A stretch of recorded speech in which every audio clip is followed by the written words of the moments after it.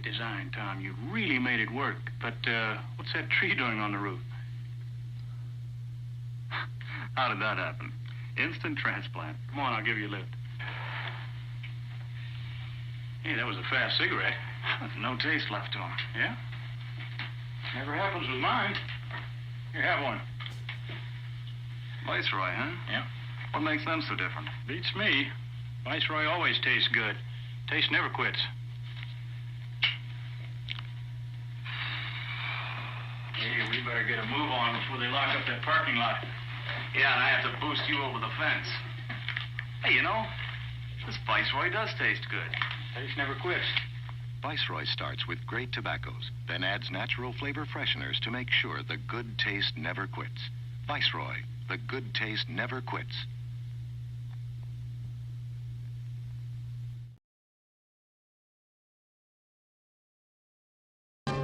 I'm Dabney Coleman. I'm all over me. Right on. Watch me on Mary Tyler Moore. Hi, Mary. Bill. That girl, Oh, Leon, am I glad to see you. The Fugitive, A man named Kimball. He's wanted for murdering his wife. Cannon, Want a piece of club sandwich? No, no thanks. Naked City. I want to ask somebody a question. I'm going to answer your question. Watch me on Me TV. You got it. Memorable entertainment television.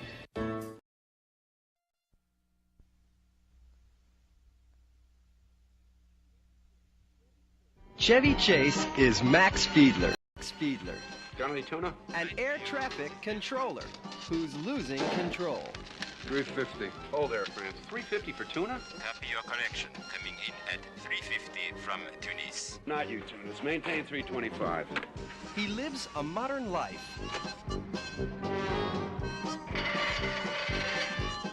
with a modern girl,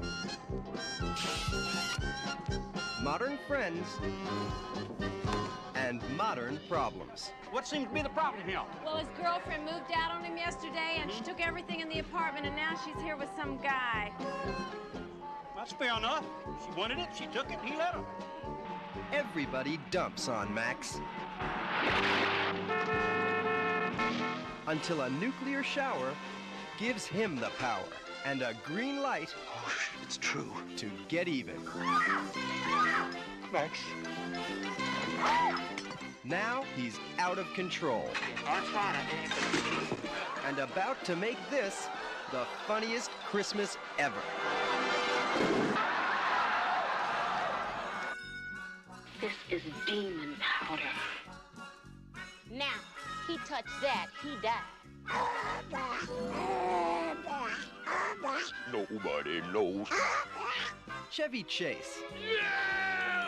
He's got hot brains. Like it. Oh. And modern problems. Patty Darbenville. Did you see that? Mary Kay Place. Hi, Max. Nell Carter. And Dabney Coleman. Modern problems. I blew it. I was a bad boy. Modern problems. It'll glow on you.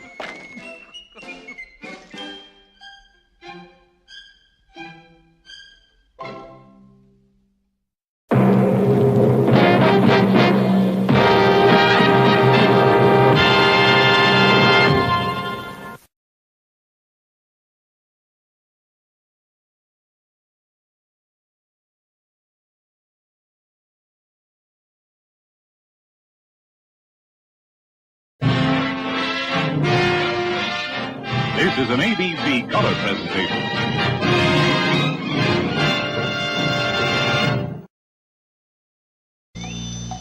The way I see it, you've got three choices. You can give it all up, you can make us shoot you, or we can let them have at you.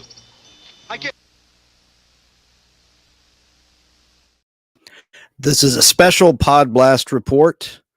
Actor Dabney Coleman has died.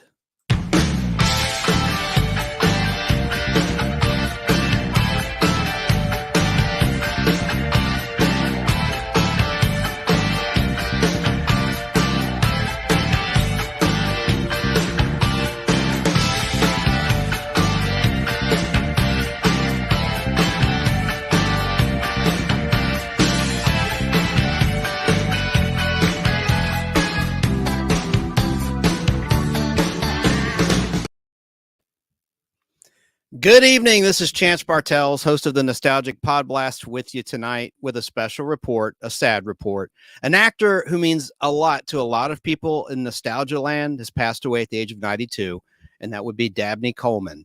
I wasn't going to go live tonight. I made an announcement. There was no show this week except for my live unboxing on Sunday. But when I saw this breaking news, I just had to put a little PodBlast together for you for an hour or so. I can't talk. This has been a nightmare trying to get started tonight. Usually I'm upbeat. I'm going to try to maintain being upbeat and have some energy for you guys and gals in the audience. But, the man had a long life, but he did so much from television to movies, so many notable roles. We'll talk about him. Most of the roles, if not all of the roles that were significant. And I've got a lot of video. Hopefully the stream won't go down on the YouTube side or the Facebook Live side. But we're also on Twitter Live and on Twitch Live. And any game show people, my wonderful fellow game show fans, we'll get back to that this coming Friday without fail, May 24th. And we're going to talk about the lost game show legends. But tonight is just a little remembrance of Dabney Coleman. And there's some really funny clips, some shocking clips that I put together for you all. And I hope you enjoy them. And I'll get to the chat in just a moment. But here's a piece I wrote on his 92nd birthday earlier this year in the Nostalgic PodBlast Facebook group. I just want to read this really quickly. It's just a paragraph. Still with us, or at the time was with us, at age 92, is actor Dabney Coleman. Whether playing a comedic role or a serious one, Dabney Coleman always delivered a great performance. Coleman once hosted Saturday Night Live on Halloween night, 1987, with musical guests, The Cars. Dabney Coleman was born on Sunday, January 3rd, 1932 in Austin, Texas. His middle name is Wharton, Wharton. Of course, Dabney Coleman starred in the hit movies 9 to 5, the not so successful Modern Problems, which is a hilarious movie. I have a lot of clips from tonight. He also starred in the critically acclaimed and Oscar-winning movie Tootsie, which had an all-star cast. Jessica Lange was in it, and Terry Garr, and of course Dustin Hoffman as the title role of Tootsie, which I think Mrs. Doubtfire owes a lot to, starring the great late Robin Williams. But Dabney Coleman was also in a wonderful movie that starred Matthew Broderick and Ali Sheedy, War Games. He had a co-starring role in that film the same year that Tootsie was released. No. Tootsie was released in 82. War Games was in 83. That's right. He also starred in a really cool movie, Cloak and Dagger, with Henry Thomas, the star of E.T. It was like his follow-up movie. And I really liked Dabney Coleman in that picture. And here's one you may not have seen. There was a big screen version of the Beverly Hillbillies released by 20th Century Fox in 1993. Excuse me. And Dabney Coleman played Mr. Drysdale, the banker. He was hilarious in that, and he was reunited with Lily Tomlin, whom, of course, he starred with 13 years before that in 9 to 5, along with Jane Fonda and Dolly Parton. That's probably his best-known role, is as the male chauvinist pig boss in 9 to 5. But on television years before 9 to 5, Dabney Coleman acted in shows like The Fugitive, as you saw in the MeTV spot that I played at the beginning of this remembrance of the late, great Dabney Coleman. He also guest starred twice in The Invaders. He was in the original Outer Limits show a few times, the black and white Outer Limits. He was in Boardwalk Empire more recently. And then before that, in the 80s, he starred in a hilarious show, an underrated show called Buffalo Bill. Now, in 1987, Dabney Coleman won an Emmy Award for Outstanding Supporting Performance in a miniseries or movie for his role in Sworn to Silence. In 1988, Dabney Coleman won a Best Actor Golden Globe Award in a television series, musical, or comedy for the Slap Maxwell Story. Just here's some more information I did not write, that I want to talk about in terms of Dabney Coleman, and then we'll get to some clips and some funny interviews, such as the great Johnny Carson interviewing Dabney Coleman. But before we get to that, let's just mention that Dabney also was in, I didn't mention this yet, on Golden Pond, a movie I really liked with Henry Fonda and his daughter Jane Fonda. And Dabney played Jane Fonda's boyfriend, fiance. And that was a really good movie. And Katharine Hepburn was in it. I always liked that movie a lot. He was also in The Muppets Take Manhattan, released in 1984. He was in You've Got Mail in 1998. Just really had a prolific acting career. The live action version of Inspector Gadget in 1999. Rules Don't Apply in 2016. Moonlight Mile in 2002. Recess, School's Out in 2001. But Dabney Coleman's television roles included the title character of Buffalo Bill, whom I already mentioned, from 83 to 84, and then it was brought back. And then the Slap Maxwell Story from 87 to 88. And he was also in The Guardian from 2001 to 2004. He was the voice of Principal Peter Prickly on Recess from 1997 to 2001. And in he was like I said, in Boardwalk Empire from 2010 to 2011, and he won 1 Primetime Emmy Award from 6 nominations and 1 Golden Globe Award after being nominated 3 times. Dabney Coleman's roles were in over 60 films and television credits. He trained with Sanford Meisner of the Meisner acting technique, where you tap into a deep-seated memory to draw emotion in your performance. And he studied with Sanford Meisner at the Neighborhood Playhouse School of Theater in New York City from 1958 to 1960. Dabney Coleman made his Broadway debut in the short-lived A Call on Cuprin in 1961, and that's with a K, Cuprin. In a 1964 episode of Kraft Suspense Theater titled The Threatening Eye, Dabney Coleman played private investigator William Gunther. Now, the first thing he did in terms of a credited role on TV was on a show called The Naked City. And no, that wasn't an R-rated teen sex comedy. It was a police show. It was an anthology show. And he guest starred. He played a role of resident in an episode in season 2 of that program, episode 12, season 2, Landscape with Dead Figures from 1961. That was the first credited role of Dabney Coleman. And then he did the Armstrong Circle Theater in 1962, 3 episodes of that. Alcoa Premiere in 63, Ben Casey in 63.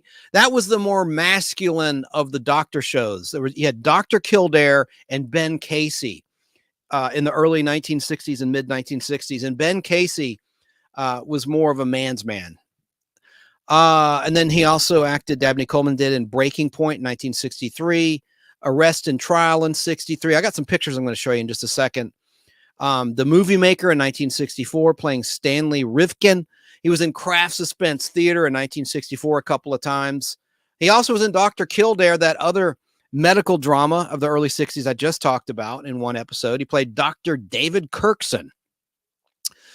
Now, he was in the Alfred Hitchcock Hour twice, in season 1 in Dear Uncle George. That was season 1, episode 30. And then in season 2, episode 31, titled Isabel. And that airs on MeTV every Sunday morning at 1 a.m. right before The Fugitive. The 1-hour Alfred Hitchcock Hour, which only lasted 3 seasons. The half-hour show lasted many more years, and it preceded the Alfred Hitchcock Hour. But then he did The Outer Limits after his second and final guest acting stint on the Alfred Hitchcock Hour. He went into The Outer Limits for the first time in Specimen Unknown. And he also was in The Mice before that. In production order, though, I go by production order. Specimen Unknown was produced before The Mice was. Both were in season 1 of the original Outer Limits. And then in season 2, he was in episode 8 of season 2, Wolf 359 in 1964. I'm going to show you a picture from the Outer Limits, and I will get to the comments in just a second. Here we go. And I can't play a clip because this is now owned by Amazon. Amazon bought the MGM UA library of television shows and films up to a certain point in time, including The Outer Limits, and they're very protective of their material. But you can find The Outer Limits, I think, on Prime and on Freevee, if I'm not mistaken. But there might be a surcharge, or on Pluto TV. Check your local streaming listings. But there's a picture of a young Dabney Coleman without his noted facial hair, without his classic mustache, years before that, filmed in 1963. And I want to say this was the 9th episode in production order, Specimen Unknown. I'm going to get my book on that when I roll a clip to confirm that. But see the plant? Here's a tie into Star Trek. That little prop plant was later used in Star Trek Season 1 in an episode called This Side of Paradise, with the space spores that infected a colony from Earth and infected Mr. Spock, where he had emotion and he got to make love to Jill Ireland's character, by the way, who was Charles Bronson's wife. And she was married, Jill Ireland, to David McCallum before Charles Bronson, who was one of the stars of The Man from U.N.C.L.E. who played Ilya, the Russian. Little heartthrob character there. But I digress. So there's the little plant prop. That's a miniature, and they had a full-size version like you saw in Star Trek. And they recycled, I've talked about this before when I talked about The Outer Limits in Star Trek. A lot of the themes and props and even the crew were recycled once The Outer Limits ended. They got a job on the original Star Trek. Here's another shot of Dabney Coleman in that same episode. He becomes a victim of that space spore. Deadly space spore, and he's in a space shuttle, and he unwittingly brings it aboard his craft and brings it to Earth. And these things multiply anytime, there's a dry atmosphere. They just grow like weeds, opposite of real weeds that need moisture. The twist is, I'll go ahead and spoil the ending. Rain, ironically, kills the spores in Specimen Unknown. But there he is there. And then he also did an episode of The Invaders, a couple episodes, in fact. He played a human in this episode in the United States Air Force in Season 1's episode titled The Innocent. And then he returned this very next season in a different role in The Saucer. He played a guy who lived with his cat, and he was kind of like the town weirdo. But he saw one of the alien spaceships land. He took photos of it. He had photographic evidence that he wants to give to David Vincent in The Saucer, the second aired episode of Season 2, one of my favorite episodes. Anne Francis is in that episode as well, who, of course, was in Forbidden Planet in the 50s, and Honey West. Okay, so now back to what I'd prepared, and then we'll get to the chat in just a second. So Outer Limits, he did Bob Pope Presents, the Chrysler Theater, for 2 episodes between 64 and 65. Hazel, of all shows, in 65, 1 episode of that show. The Donna Reed Show in 1965. He's also all over Antenna TV, not just Me TV, because Antenna TV plays Hazel in some of the shows I'm mentioning right now. He was in a show called The Slender Thread in 1965. He was in 12 O'Clock High, our friend Al Hardy's favorite show, twice. He was in the Season 1 episode titled Here's to Courageous Cowards, Season 1, Episode 11. And then in Season 2, Episode 20, titled The Outsider, he made an appearance. And those were 2 black and white seasons. 12 O'Clock High lasted for 3 years, and the 3rd season was in full color in the 66-67 season. And the star of 12 O'Clock High, Robert Lansing, was fired after Season 1. He was very popular, but supposedly he was very difficult to get along with, and he got the boot, just like Pinky, the Fonz's girlfriend, and towards by the middle of Season 5 of Happy Days, her debut season, she was gone off that show. And I never liked her looks, Roz Kelly, or the character. That's just me. She probably wouldn't like my looks either. So he acted in This Property is Condemned as a salesman, but his scenes were deleted from that production, and that was back in 1966. I saw him, of course. You saw a little clip of him in The Fugitive. He was in 4 episodes of The Fugitive. He was in World's End with Suzanne Pleshette. in season 2. And he also was in one of my favorite episodes, The Nicest Fella You'd Ever Want to Meet, with a sadistic sheriff played by Pat Hingle, an actor who you may know, younger people, as Commissioner Gordon in the Tim Burton first couple of Batman movies, the early Batman movies. And I think he was in, wasn't he also Commissioner Gordon with Val Kilmer? Correct me if I'm wrong. Someone out there will know. But Nicest Fella You Ever Want to Meet, that's with the sadistic sheriff. And Tom Skerritt from the original Top Gun and many other roles, he got murdered by the sheriff, run down in cold blood, and you see him get run over and his body goes over the cliff. It's a really bloody scene, but you could tell it's a dummy in the effect where you see Tom Skerritt's body go over the cliff. But Dabney Coleman played a good guy, a deputy, who starts to realize something's not right with the sheriff. And Pat Hingle, real life, he was missing a finger, just like James Doohan in Star Trek Scotty. He had lost fingers being a war hero during World War II with the Canadian Army. He was a victim of friendly fire. Well, Pat Hingle fell down an elevator shaft and had some fingers severed. And they used that in The Invaders. He played an alien in the season 2 episode of The Invaders titled The Prophet, where he's an alien and the aliens will need to be regenerated because our atmosphere is deadly to them. So they have to regenerate because oxygen can kill them. And so they go in these chambers, and just before they're about to require regeneration, because they'll die, they burn up and disappear. They become ash. Like if they're shot, if their little protective regeneration membrane is pierced by anything like a rattlesnake or a bullet, they just burn up and disappear. But also they start to glow when they need regeneration. So this guy played by Pat Hingle in The Prophet, I know I'm digressing past Dabney Coleman, he uses that to trick people into thinking he's like sent down from Jesus, and he starts to glow at the end of the sermon, and the aliens have like a regeneration tube on the back of a truck, on the back of a semi, ready to go. So when he's walking out glowing, like all these like people are just amazed and they think he's like an angel, and he totally brainwashes these people. But my point about his finger was he doesn't hide his missing fingers in that episode. He's like, I am chosen. And he's showing his hands. And then he goes, I'm show you this heavenly host. And then he glows and the music kicks in. It's a great little scene before the opening credits of The Invaders. But back to Dabney Coleman. I really went off there. He was in the season 3 episode titled Coralie, which was filmed early on in season 3 of The Fugitive, but they aired it as the very last season finale that year, even though it was produced really early on in that season with Antoinette Bauer. And then he was in a color episode, his final appearance in The Fugitive, 4th and final, season 4, episode 9, Approach with Care, which had Denny Miller, who had been in Gilligan's Island. Look him up. You'd know this guy. He was like a strong man.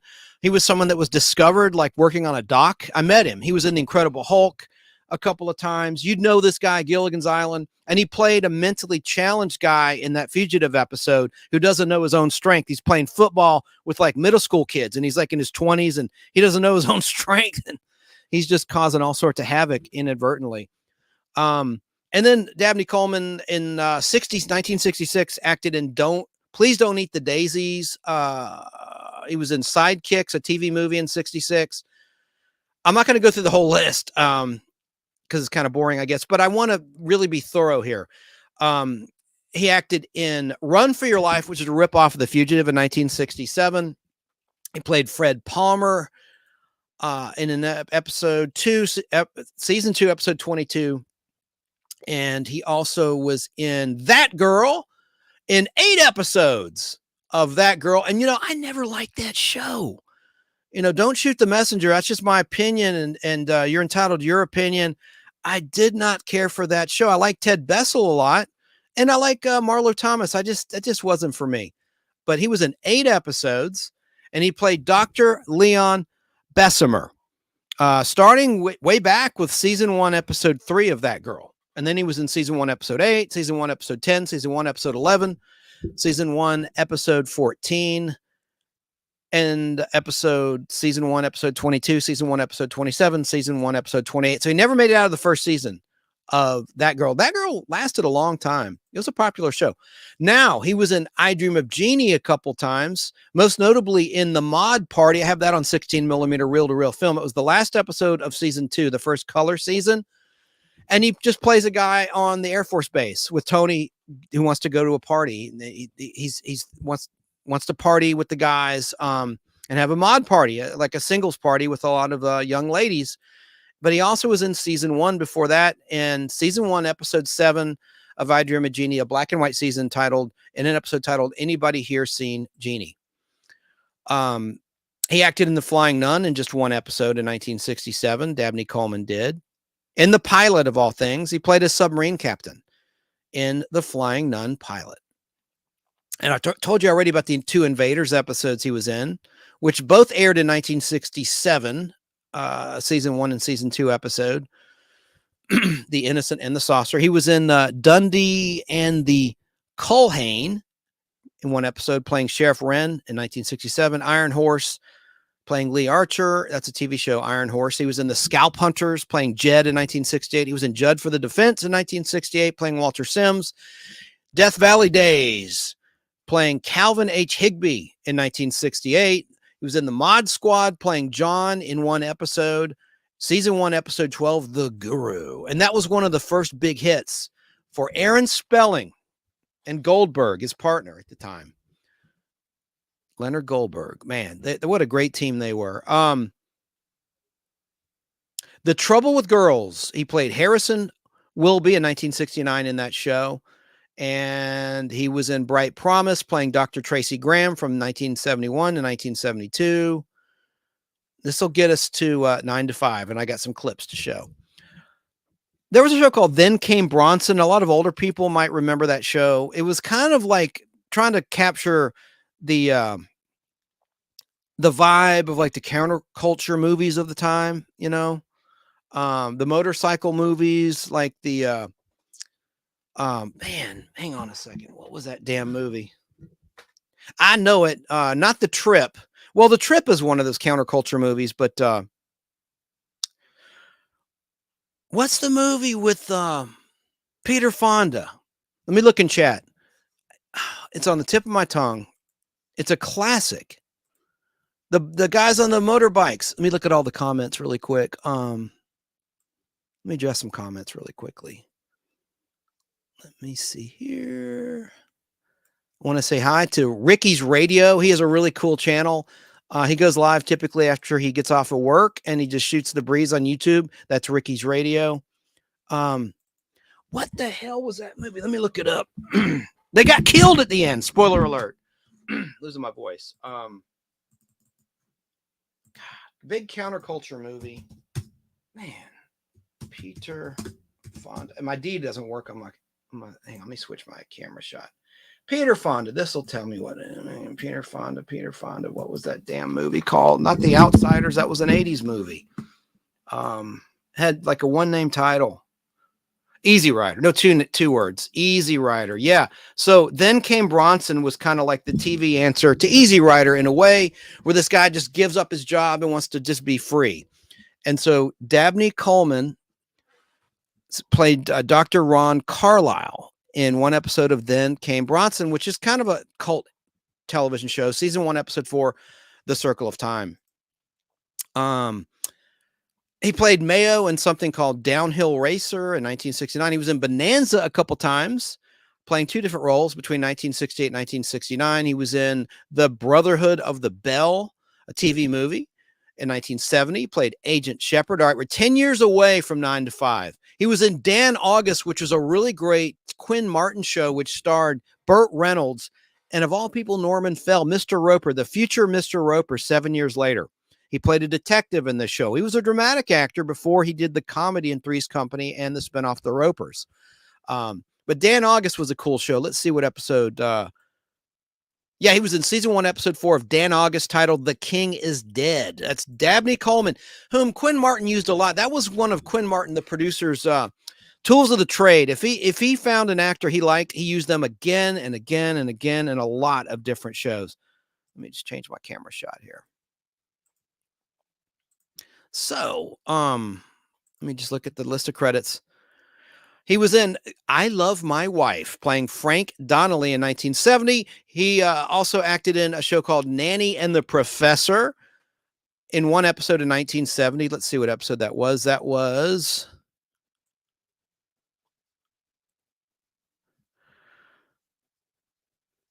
It doesn't say.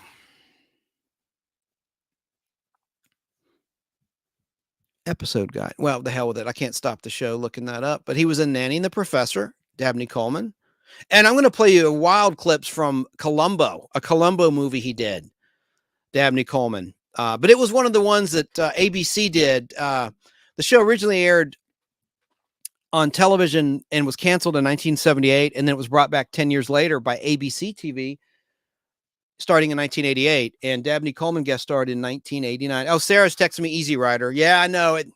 I can't believe that slipped my mind. Unbelievable. I knew it, but it just would not come out of my mouth.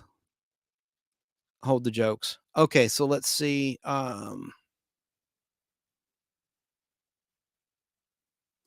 Nanny the Professor, playing Detective Robinson. He was in The Bold Ones, The New Doctors, playing Dr. Goldstone in 1972. He was in Owen Marshall, Counselor at Law in 1972, playing Frank Wellman.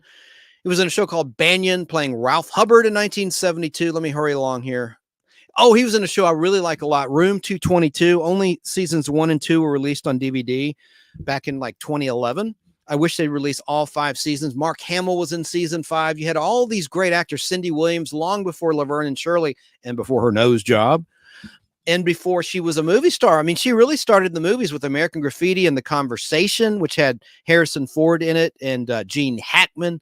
That was a really good dramatic movie, The Conversation, A Study in Paranoia. I studied that movie in film class. It was one of the movies we studied, of about a dozen movies we analyzed. So that was in college. Let me see what episodes of The Room 222 he was in. Okay, so one of his appearances is available on DVD because it's a season 2 episode. Season 2, episode 5, titled Choose One, and They Lived Happily/Unhappily Ever After, from 1970. And then he was in season 4, episode 16, Rights of Others. And Room 222 is a show set in a school. I always like I liked shows rather set in schools, like Boston Public, not to be confused with Boston Legal, which came along a few years after Boston Public, also by David E. Kelley, the husband of Michelle Pfeiffer.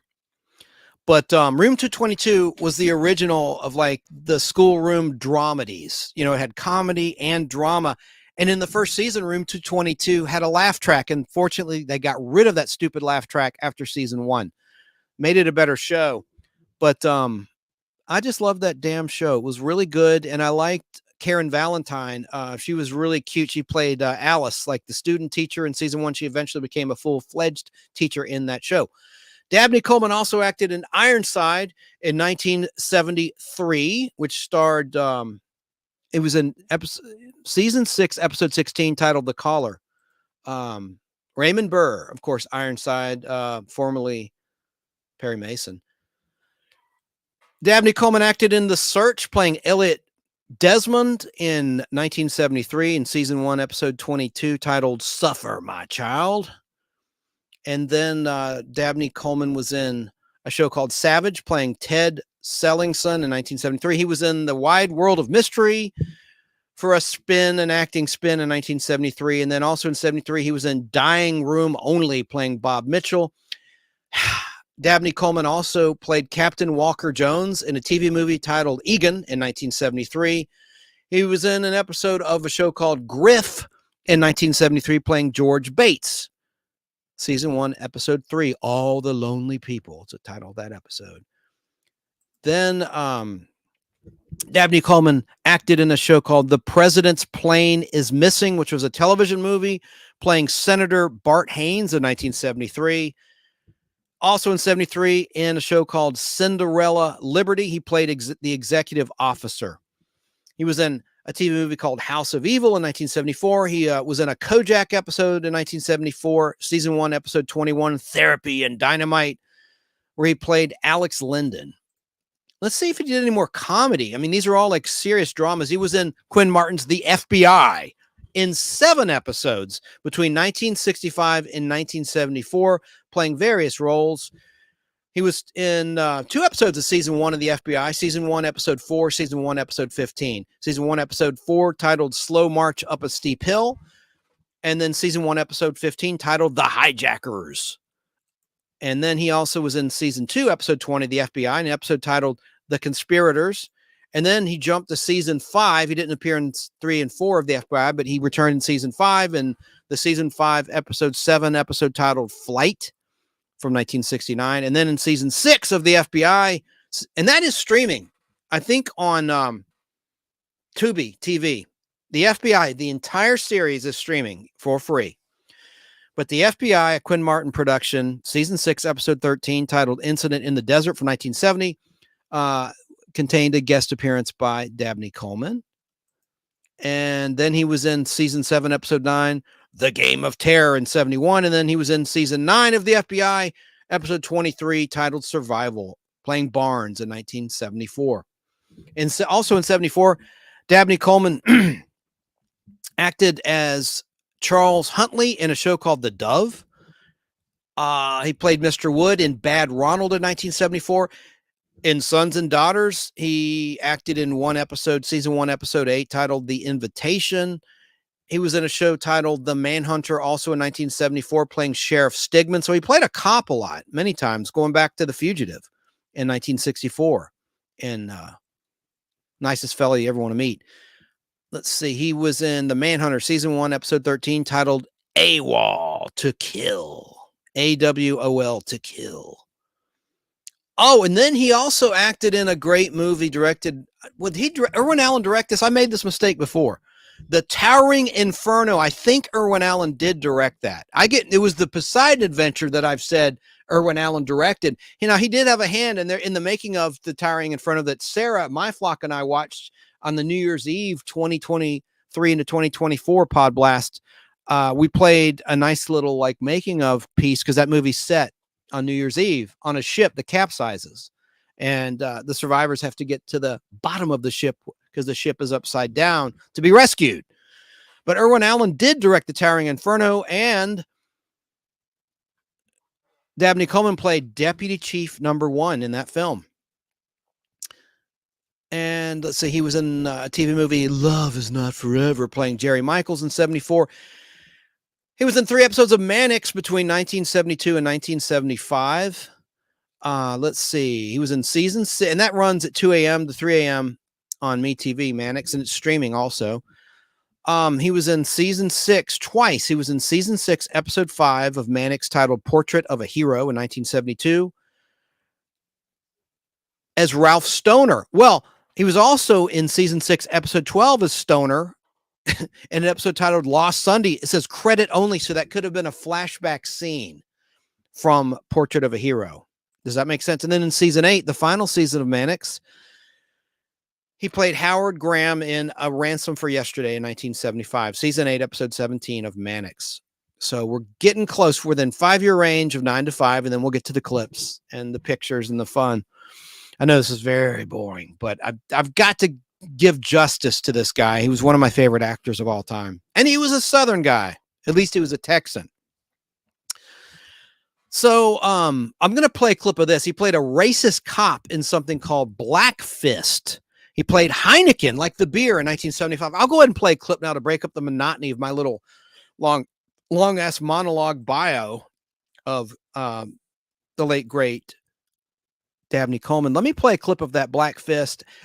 He doesn't say the N-word, but he's very offensive. Okay. Like he says, set your blank ass down. And it's really brief. I'm going to play a clip of this just for historical purposes, because I don't think anyone else is going to play this. But it would help if I got to my videos now, wouldn't it? And I'll address the comments. Jerry Dobson's probably watching. Nostalgia World turns 12 tomorrow, I think. Happy anniversary to that Nostalgia Facebook group. Let me find this. It's right here. Black Fist. Now, it's only 57 seconds long, but there's some really harsh dialogue by Dad. It's acting. It was a gig. He's not a racist, but his character was. And you'll notice the actor he's very mean to, who later, like that very year, was one of the stars of Welcome Back, Kotter. Let's watch.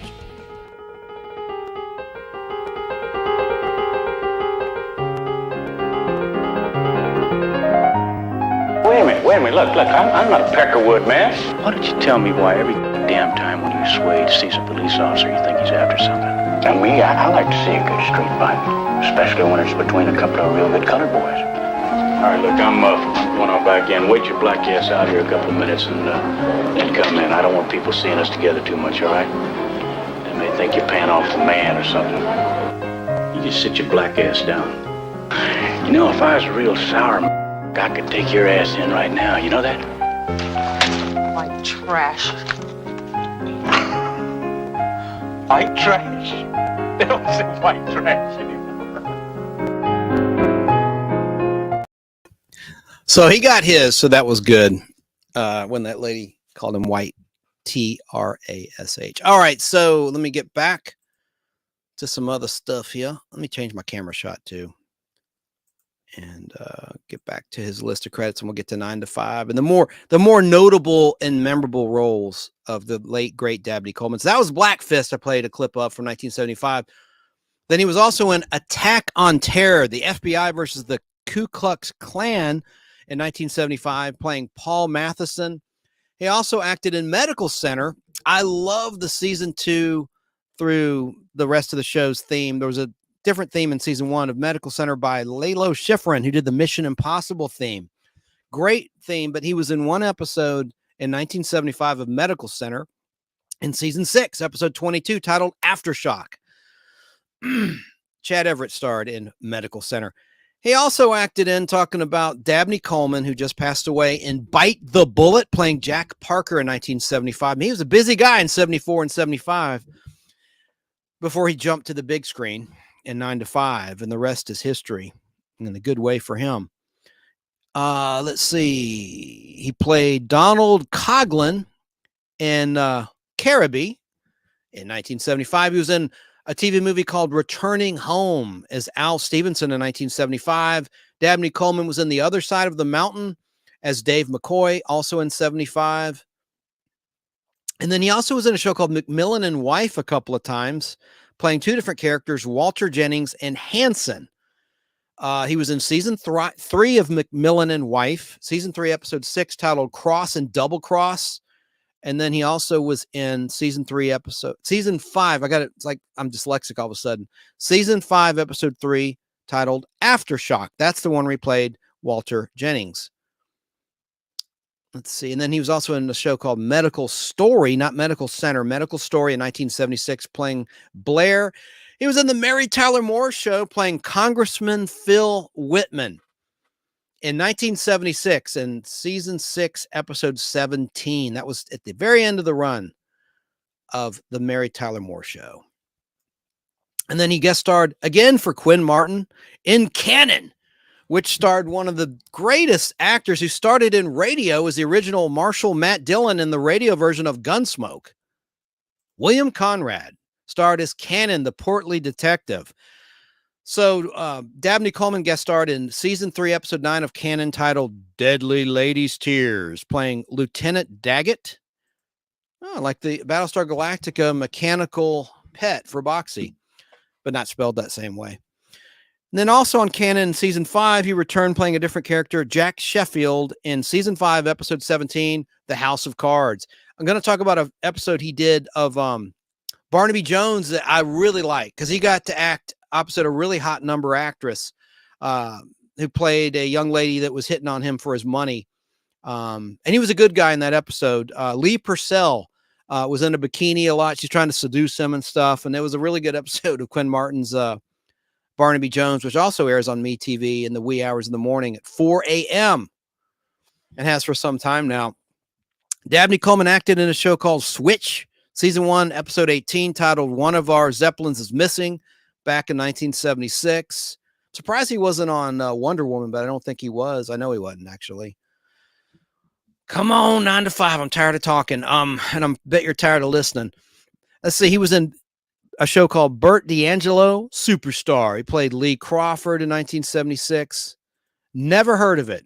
Never heard of it. He was in season 1, episode 4 of that program, titled The Brown Horse Connection. This is a cool title. Never heard of this TV movie. Kiss Me, Kill Me, playing Captain Logan in 1976. Dabney Coleman also acted as Captain Murr Arnold in Midway in 1976. And he was in The Streets of San Francisco for Quinn Martin Productions between 1974 and 1976. in 2 episodes playing 2 different characters. He first played Andrew Horvath Sr., and then he played George Todd. He was in Streets of San Francisco, season 3, episode 7, titled Tonight's episode, Jacob's Boy. And then he was in season 5 of the Streets of San Francisco, season 5, episode 4, titled Tonight's episode. Let me do my Dick Wesson voice. That was the announcer. Like Wesson Oil. I can't do it. Tonight's episode, The Drop. 1976. Let's see. What else? Police Story. Not Police Woman. Too bad he didn't get to act with Angie Dickinson in Police Woman. He was in Police Story 2 times, playing Captain Stromwall and then Lieutenant Cruz. 2 different characters, 2 different episodes. He was in season 3, episode 20 of Police Story, and then season 4, episode 5 of Police Story. Petrocelli, a detective show Susan Howard was a co-star in, who later played Donna in Dallas, and she was a Klingon before Petrocelli in Day of the Dove, season 3 of the original Star Trek. Chekhov had eyes for her. Let's see. Petrocelli, it doesn't say the episode title. Petrocelli. That was not the best show. Although a show I do like, The Fall Guy, brought back the star of Petrocelli and William Conrad as himself from Cannon, and Mike Connors as himself from Mannix. They did a nice episode in season 4 of that show where they brought back these TV detectives, and supposedly Colt was trying to reunite them, and they were all come together writing a pilot script where they would all star in it together, and that one introduced Howie's dad. Private Eyes is that episode. Hopefully it'll run on Heroes and Icons. I think Heroes and Icons is going to get the entire series of Fall Guy for the first time since 1997. I'm not going to mention this man's name. Someone who's a member of the Nostalgic PodBlast Facebook group, works in digital conversion professionally. And he told me about 2 years ago, we just got a stack of Fall Guys, and he thought that meant they were going to start streaming or be released on home video. Turns out it was for these airings on Heroes and Icons. Airs Sundays at noon, Fall Guy does. 4 episodes back to back, a little mini binge, mini marathon starting at noon every Thursday. And hopefully the ratings will be good, and they'll at least cycle a couple times through the entire run, because it's not a bad show. I mean, some episodes are better than others of Fall Guy. It is what it is. It's action. It's never boring. And there's some episodes that are actually deep, believe it or not, but most of them are pretty superficial. But there's lots of sex appeal. There's Marky Post. There's, the writing is not great, but sometimes actually Nick Thiel, who was a writer for season 1 of Fall Guy, is one of the better writers. He left after season 1. It's too bad. He'd written for 8 is Enough and other shows around that time. He's a really good writer. He wrote some of the best episodes. I think season 1 had some really good scripts, and season 2 of Fall Guy, but I digress. Almost done with this list. Dabney Coleman also acted in Viva Knievel, like Evil Knievel. Viva Knievel as Ralph Thompson in 1977. And he also acted in 148 episodes of a great show. I have it on DVD of what they released. Mary Hartman, which was part of the Norman Lear empire of shows. It was in syndication because the networks passed on it. It was very controversial. It might take too long to dig out the DVD. I like to have a visual aid when I can, but I can't right now. I don't know why I'm talking like a hillbilly. But he played Merle Jeter in Mary Hartman between 76 and 77 for 148 episodes. And that was a parody of soap operas, Mary Hartman.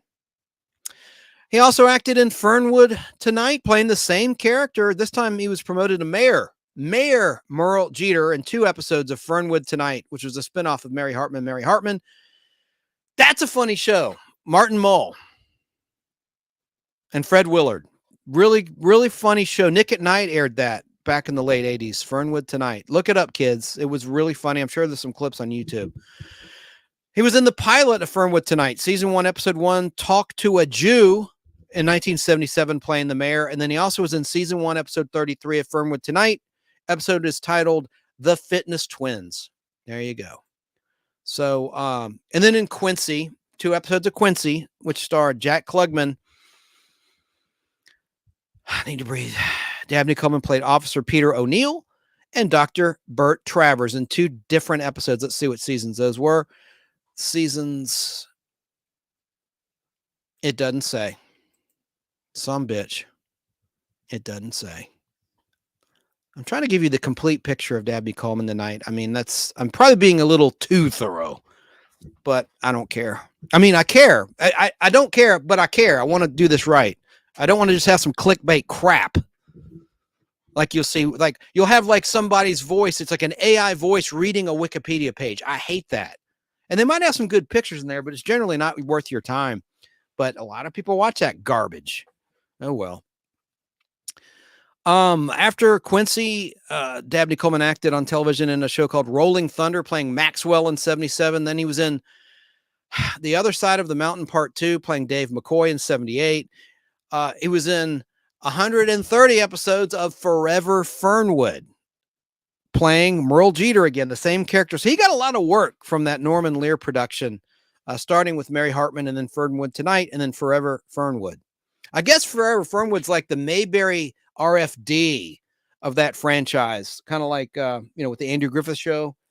After first Don Knotts left, when the show went to color, basically, after he made a few token appearances, and then he was gone altogether, and then Andy left, and then what'd you have? Mayberry RFD with just the secondary players and characters. Dabney Coleman also was in Man-Eaters Are Loose, playing McCollum, which is a TV movie. Wasn't very good. He played a helicopter pilot in an uncredited role in something called Go Tell the Spartans. I don't think it had anything to do with college football. It's like an action movie, TV movie.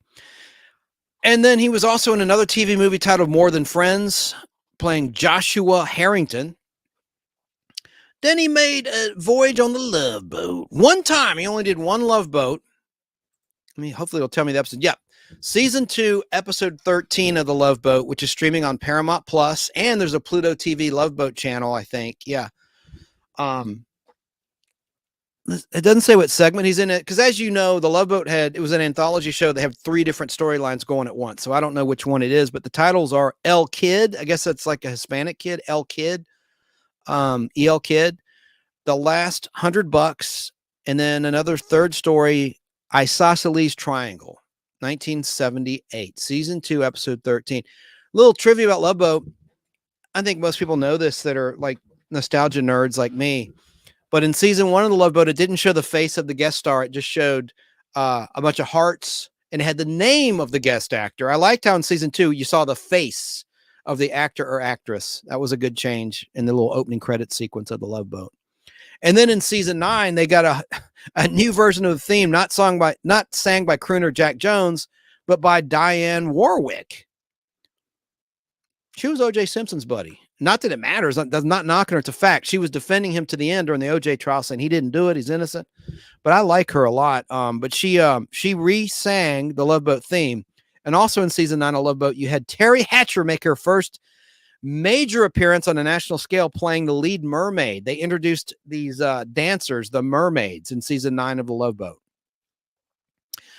Now check this out. Now we're talking about some movies. Oh, wait, I forgot one more. Apple Pie TV series, 1978. He did 8 episodes of Apple Pie. That show didn't make it. He played Fast Eddie Murtaugh in Apple Pie, which did not last long. And he was one of the principal main actors, like in the main cast. He was one of the stars of Apple Pie. Had nothing to do with American Pie, youngsters like Brandon. Has nothing to do with American Pie, the movies. Okay, now we're getting to some movies. 1979, Dabney Coleman played Emmett Hunter in a movie I love, a football parody, NFL parody, North Dallas 40. Great movie, funny as hell.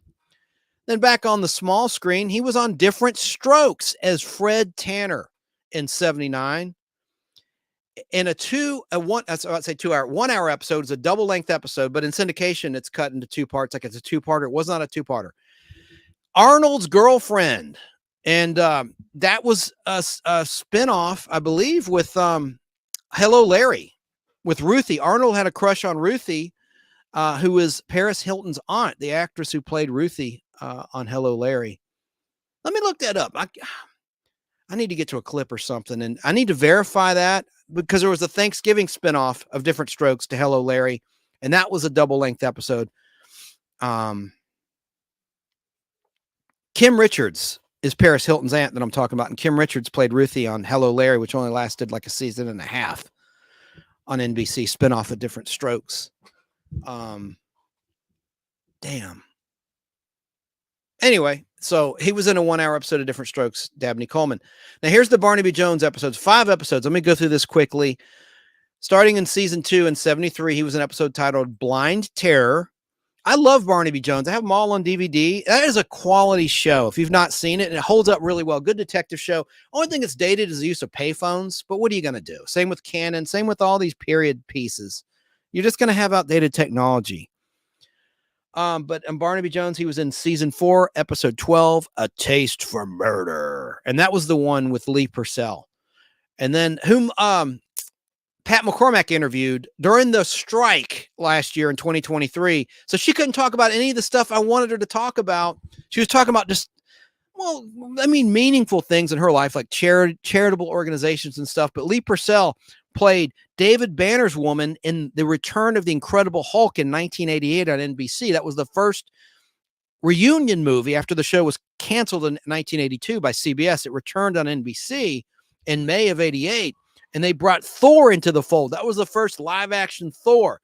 They had done live-action Captain America, which was terrible, in like 1978, 79, and live-action Spider-Man, which was terrible, on CBS. And that predated The Incredible Hulk, starring Bill Bixby and Lou Ferrigno, by 2 months.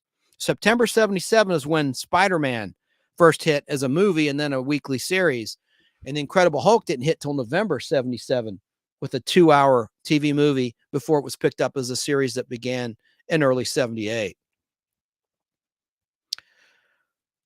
Whew. So, in season 6 of Barnaby Jones, Dabney Coleman acted in season 6, episodes 18 and 19, a 2-parter, The Final Judgment, part 1 and part 2. And then in season 8 of Barnaby Jones, Dabney Coleman acted in season 8, episode 7, titled tonight's episode, Indoctrination and Evil, as Brad Adamson. Dabney Coleman, who just died. Okay, last thing in 79 that's credited, or that's listed, is a show called, a TV movie, When She Was Bad. He played Jack Wilson. And then in 1980, in a show called Nothing Personal, he played Dickerson. And then also in 1980, The Year 9 to 5 hit the scene. He was in something called Pray TV as Marvin Fleece. It sounds like it was probably a parody of Organized Religion, or at least TV Evangelist. I don't know. Somebody let me know in chat. I know probably no one in chat knows what I'm talking about. I don't even know what I'm talking about because I never researched the show Pray TV. Marvin Fleece, though. Fleece. You know, I don't even know if he's playing a preacher. That'd be a good name for a televangelist. I'm not bashing religion. Don't misunderstand. But, you know, there's guys on TV that beg for donations, that just going back to, you are healed, all that crap, you know, just a bunch of lies, you know, just to get donations, get money, and live high on the hog in a jet airplane. I'm not going to mention names because I don't want to get sued. But you know who I'm talking about, like these guys that squint their eyes, and they're all a lot of them are just a bunch of hypocrites or crooks, kind of like financial advisors. Most of the financial advisors are crooks. Let's see here. Dabney Coleman acted in How to Beat the High Cost of Living, playing Jack Heinzel in 1980. And then also in 1980, Melvin and Howard was a production he acted in as Judge Keith Hayes. Now here we are, 9 to 5, finally. Franklin Hart Jr., The Boss, in 9 to 5, released in 1980. I can't play much of this, and I can't play the music, the theme, the great theme, the song by Dolly Parton, working 9 to 5 because the bots will get me. Let me just play what I can play from 9 to 5. And then we're going to have some fun. We're going to have some fun. I got to start winding. I've already gone an hour. Dang, I got to get up kind of early tomorrow. Let me just play a clip from 9 to 5. I'm going to just play a movie trailer, which I do not think has, and I got some interviews with Dabney that are funny too. I don't think this has the theme. Let's just see. 20th Century Fox presents a tribute to anyone who has ever been overworked, underpaid, and pushed to the edge by an ungrateful boss.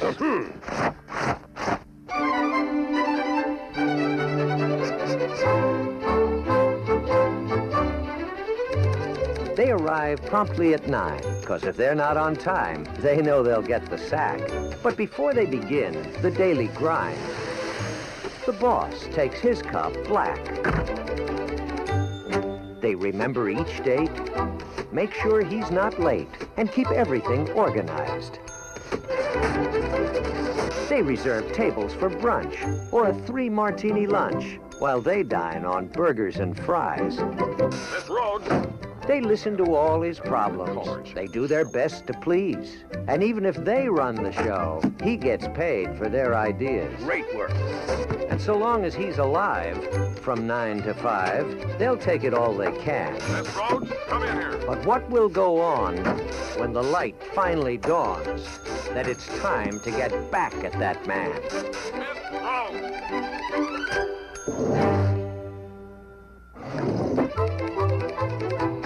Jane Fonda,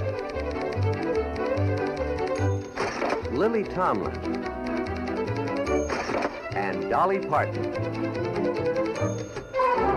9 to 5. What a classic. I just love that movie. I think I might have another clip from 9 to 5 I can play, and thank God I didn't have the theme. I'm going to play a lot of Modern Problems clips. That's a movie a lot of people hate. I love that movie. I've got it on DVD. Get to that in just a second when we get to that on the list. We're almost there. There's the DVD. Had a 16 millimeter film print reel to reel. I sold it because feature films on 16 are not in stereo. They're mono. And so I'm keeping my TV shows and my favorite TV shows because you gain more on film with TV, and you lose when it comes to motion pictures. Also, I'm keeping Star Wars The Empire Strikes Back, the originals, in scope, even though they have mono sound. They're the original prints. Like my Star Wars doesn't even say Episode 4 A New Hope because it's a print from before that was added. That was added, if you don't know, for the re-release, for the re-releases to promote The Empire Strikes Back. Okay, let me get back to my list. So that was 9 to 5. Just a tremendous hit. Let me pull up some stats about 9 to 5. I didn't prepare that ahead of time. I just sort of whipped this together quickly when I learned that he passed away. I had not planned to do a show this week because I'm super busy tomorrow on something, on a project. Let me look up 9 to 5. And I just can quickly tell you the box office and the production budget of that classic film. Is that streaming anywhere? Chat, let me know. I'd love to know where you can find 9 to 5. Hey, that's owned by Disney now because that was a 20th Century Fox movie, as was Room 222, a show I talked about earlier a little bit. Got a little bit lengthy talking about Room 222 earlier tonight. Probably longer than I should have, but that's also owned by Disney now. But 9 to 5 was released as a holiday release on December 19th, 1980. The budget was $10 million, but it earned $103.3 million at the box office. Wow. Woo, wee. That's 80, what, 8? Wow, that's a lot. 97 million profit? Man, you got to be kidding. 93 million profit? 93.3 million profit. Unbelievable. Wow, what a hit. What a great movie. I mean, it was well done, you know, and that was long before the Me Too movement and what the like and whatnot and the like. I'm trying to say two things at once. I always do that, and then I get mealy mouth there. Okay, so in 1981, he did a TV movie. Dabney Coleman did, Callie and Son, and he played Randall Bordeaux. And then on the big screen, he did a movie I love. Talk about it on Golden Pond. He played Bill Ray.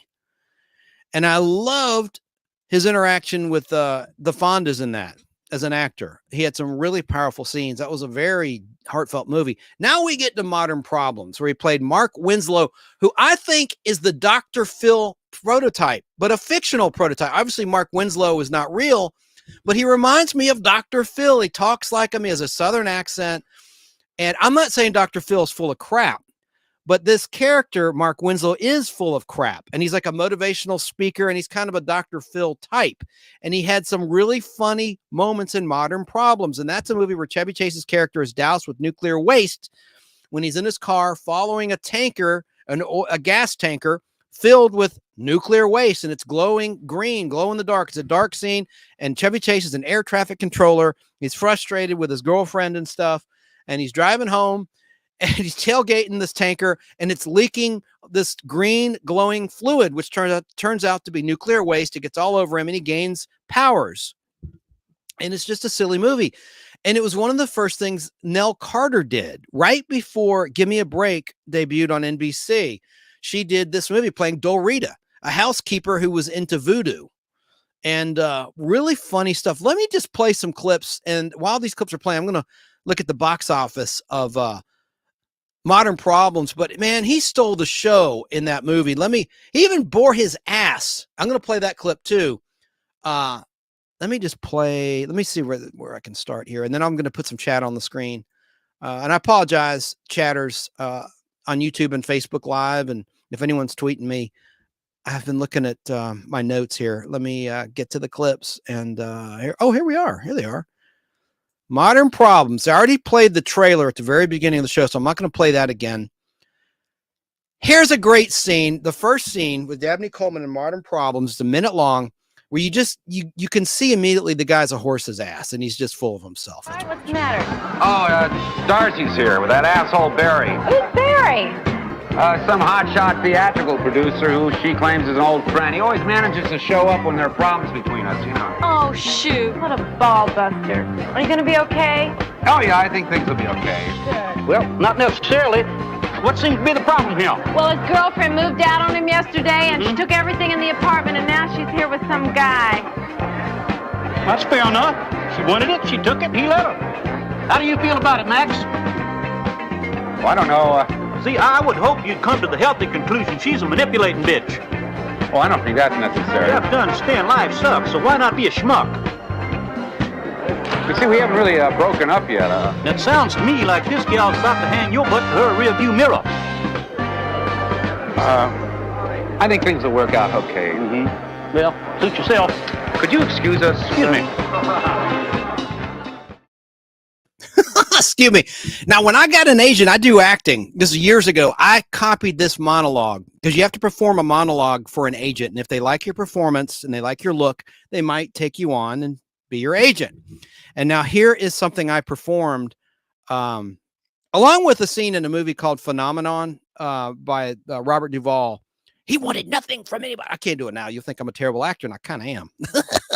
But there was a scene in Phenomenon I did also as a monologue. But here's one of my monologues, just 42 seconds long, from Modern Problems, Dabney Coleman. June 5th.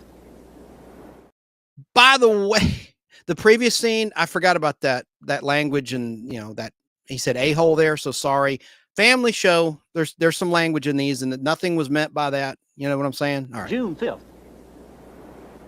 Partial list of my favorite things. Sunset from my office window. Strindberg's women. All of them. My interview in Playboy. Mr. Martin Scorsese. Mozart's Brandenburg concertos. Collecting my $200 for passing go. Roots. The book, not that television horse shit. Women on beaches.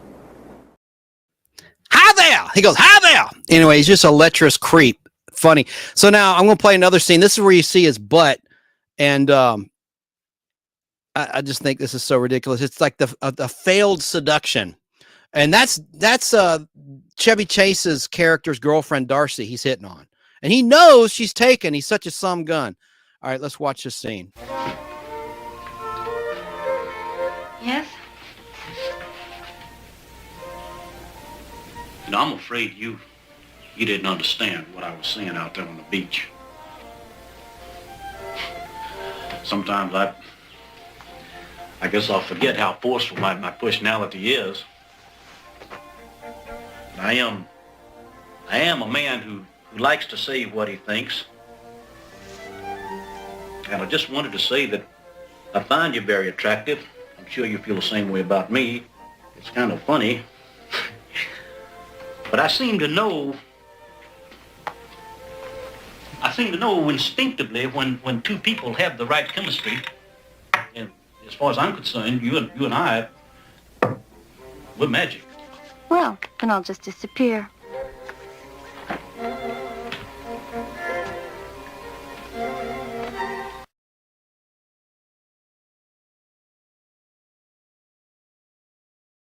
All right. I don't need to see an instant replay. Whoever, I got that off YouTube from somebody. By the way, these clips, no rights are given or implied.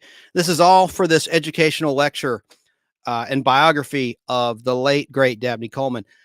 I copied that. Full disclosure, anyone who follows this show, never mind. We'll talk about it another time, but I kind of copied that. But I never actually revealed my butt. But there was a time at Al Hardy's studio, I was wearing these shorts. And this really happened at a Publix, and they accidentally fell down. I was wearing underwear, of course, for God's sakes. And I heard somebody go, "Oh my God," behind me. It was the most embarrassing thing. It's like that nightmare where you go to school or work and you're naked. That really happened, but thank God I wasn't naked. Oh God, it was just horrible. But I recreated it, and I thought about that scene from Modern Problems in Al's studio. It was kind of a joke. Anyway, but I turned around. You didn't want to see my front. Anyway, what? Okay, I should not have said that. Now let's watch a little more of Dabney Coleman and Modern Problems, and then we'll move on to some other clips and interviews with the late, great Dabney Coleman as we laugh and remember the great talent of Dabney Coleman.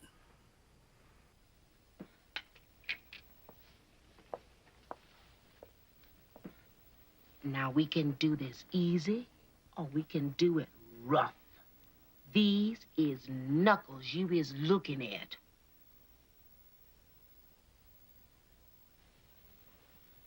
Your mama.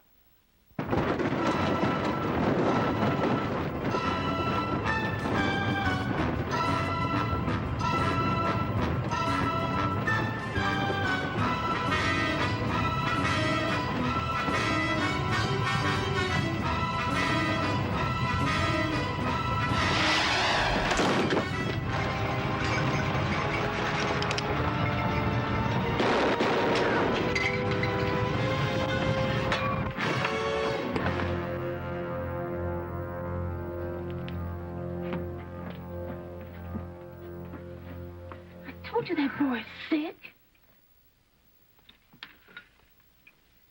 This is demon powder.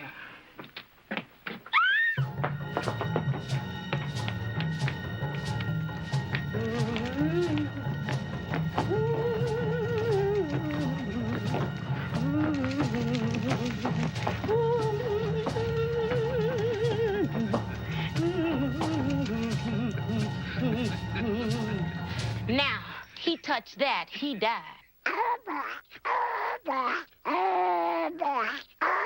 Nobody knows.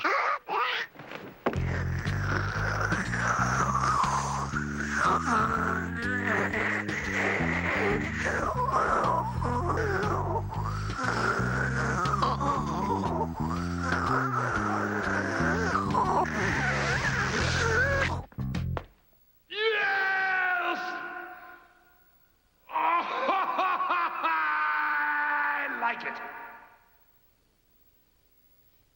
Oh.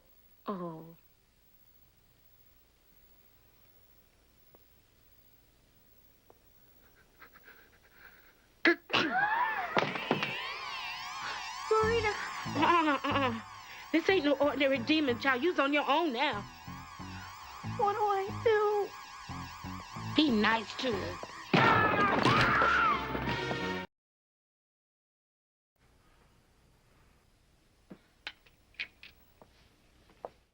He goes, Dabney Coleman rushes in and goes, "Rest in peace, dipshit." Now, who did the music of that movie is Dominique Frontier. It all comes full circle, who did the music for The Invaders for the most part, along with other composers, and 12 O'Clock High and The Outer Limits, which Dabney Coleman appeared on. So kind of comes full circle. But that scene always cracked me up. I don't condone what it implies, but I just thought it was hilarious that, yes! I like it. That's just classic. That's probably the best part of that movie. So I looked up some box office, and I will get back to the comments, folks. I'm sorry, because there's some really good ones. Like Tracy was talking about someone with a missing finger earlier. I was talking about when I was talking about the great oh God, I hate it when this happens. I'm not drinking. I hadn't drinking in a long time. I'm not drinking. I'm not drugging. I'm not nothing. Who has missing fingers? Who played the sheriff? I'm all right. I'll get back to it. Modern Problems was released on Christmas Day, 1981. It had a budget of $8 million, but it earned $26,154,211. So a lot of people say it was a bomb. That's millions of dollars in profit. I mean, it wasn't a blockbuster, that's for sure. But I mean, and it wasn't that great a comedy like maybe a Caddyshack or a Fletch for Chevy Chase or a National Lampoon's Vacation. But I thought it was a funny movie, and it ran endlessly on HBO and Showtime growing up. You know, I watched that movie a lot. I thought it was funny. And the Tubes did the song, the title song was by a band I like a lot, the Tubes. And let's see, you saw the trailer. Brian Doyle Murray, Bill Murray's brother's in there playing a guy in a wheelchair. It's great. It's a great movie. It's funny. So, Pat Hingle's who I was thinking of with the missing fingers. I better address some comments before we continue on with talk about Dabney Coleman here. Okay. Yeah, I wasn't looking at chat, and there was a lot of fellowship, as Bob says, from Thrash Pondo Pond's YouTube channel. Rick Clark agrees with me. That girl was dumb. Yeah, I didn't like it. I thought it was... all these historians say it was groundbreaking. I don't think it was all that great. I think Mary Tyler Moore was groundbreaking in terms of a woman making it on her own. I mean, she literally drove to Minnesota in the opening credits every week, or at least in the early episodes. And she made a name of herself in TV news, which was unheard of in the 1970 when the show started. I don't think that girl, which started in 66 to 67 season. I'm sorry. I know I'm probably offending a lot of people. It's my opinion. I didn't think it was all that. But then again, I haven't watched but maybe a handful of episodes. I just didn't like it. But I like Marlo Thomas and Ted Bessel. Hello to Midsize Sasquatch. Hello to Cindy D. I actually liked Buffalo Bill. So did I. Let's see. And my flex says, I didn't care for that. Copying our friend Al Hardy, or we're sort of using his expression. Tracy's Fractured History and More YouTube channel. She says, I love that girl. That's cool. Mid-sized Sasquatch. The older he got, the more cartoony he became. Mark Patterson. I know him. Watching on Facebook Live. That sucks. War Games is what I will always remember him for. Yeah. And it was a small role, but memorable, right? Yes. Hello to you, Mark Patterson. Mid-sized Sasquatch also said, but he was almost always a bad guy, or not Mr. Nice Guy, talking about Dabney Coleman. Man, he sure was a bad guy in that Columbo. Gonna play a clip of that in a little bit. In a 1991 TV movie on ABC TV. Oh my gosh. Easy Rider. That's what I was trying to remember earlier. The counterculture classic movie. And everyone's screaming at me. Jay Roberts, Everdry waterproofing. If you're in the Atlanta, Georgia area, they do basement protection from water damage. Yeah. Easy Rider, he says. Mark Frito. Hello to Mark Frito. Dabney was great in Boardwalk Empire. Yes, he was. I loved him in that. I love that show. Brandon Priest garbage truck videos up in Canada in the Great White North says, yo, what's up? Sorry I left. Wanted to make my own custom background for my iPod Touch home screen. Well, hey, man, you do you. That's fine. Hello to Snarky. My dear friend Snarky in Arkansas State. Snark and Sass YouTube channel says, boopies, y'all. And Sarah Myflock in Southern California is here, welcoming Brandon back. And she reminds me, family show chance. Columbo, another good show, says music and fun, etc. YouTube channel.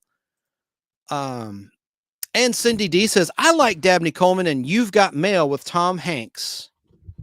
Joe FOX. Shane B in the house. Sick 2210 production says, I hate laugh tracks. Don't tell me when to laugh. I agree, man. I agree. That's one of the big liabilities of things like the Patty Duke Show, I Drew Magini, Bewitched. They were great shows. They didn't need that. But now you look at modern sitcoms and you take the laugh track away, the ones that are not in front of a live studio audience, and they suck. They completely suck. They're not funny. And Shane, thank you. I mailed my flock that wonderful t-shirt. I got mine, of course, yesterday. You know that. I sent you a private note. But thank you for that. He sent me a killer shirt. I'm going to get it. Hang on. I'm going to go get it. I don't mean to stop the show. Give me a second. I want to show this shirt.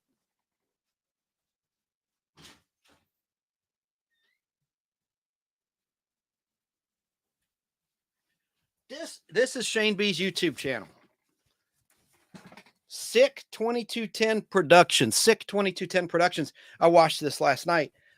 This is a really high quality shirt. Look at that. Look, I love the logo with that talking skull. Bad to the bone. And he sent one for me to send to Sarah. And he sent the money to cover the postage, and more so than he needed to.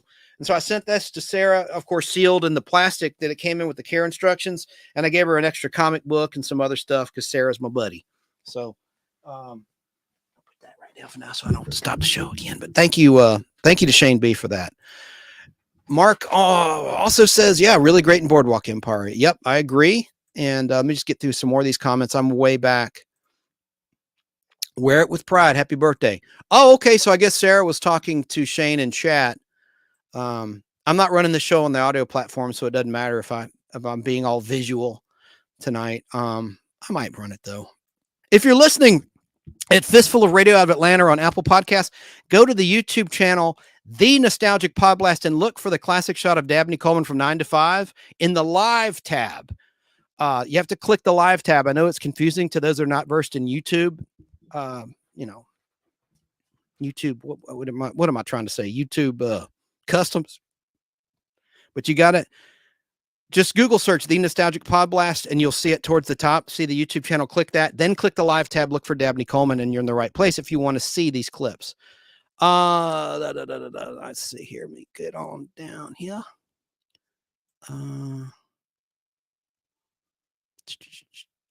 Okay. 6 says, hey, that's Shane B. Hey to my flock. Thank you for the shirt. Okay, she misspelled shirt. Chance mailed it today. She said S-H-I-T, but she left off the R. We know what you meant. Wear it with pride. Happy birthday. Shane says to Sarah in Southern California. And it was sent priority mail. Tracking numbers are there. Sarah, you know that. And I sent them to Shane also, so he knows I really mailed it. Of course, why wouldn't I mail it? And I mailed him some Star Wars cards from 77, and he said he just got them. I mailed those like 2 weeks ago. The Postal Service is all jacked up. Let's see here. Ralph Stoner, LOL. Yeah, I'm way back. Joe Mannix. That's right, Shane B.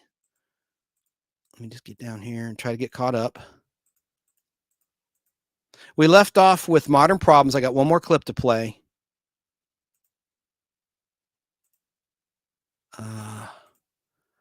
I loved McMillan and Wife with Susan St. James. Yes, I didn't mention that she was the co-star of McMillan and Wife, Susan St. James. Good call. That was part of the Sunday night NBC mystery movie. It would rotate with Columbo and let me get here. Streets of San Francisco. Great show, says Cindy D. Breathe, Chance. I'm trying. I like the one with Susan Lucci. He was protecting her. Talking about Fall Guy? Yeah, I showed that earlier. That's a season 4 episode. One of the few where you see Colt get laid. Family show with her in a tent. You don't actually see it, of course, but it's this episode, which is a ripoff of Romancing the Stone. And it's called, there's the TV Guide ad. I put it on the film can. Everglades Excitement from the fall of 1984, season 4 of Fall Guy. Second episode that aired that season. It wasn't the second produced, though. But that's what the film reel looks like for that episode. Perfect color, LPP. Stranger Than Fiction. Susan Lucci played an author who had the goods on tape of like a mobster. And so the mobster wants her dead. So Colt's got to protect her, right? Let me, 1 second, folks. Sorry. I got to put this up.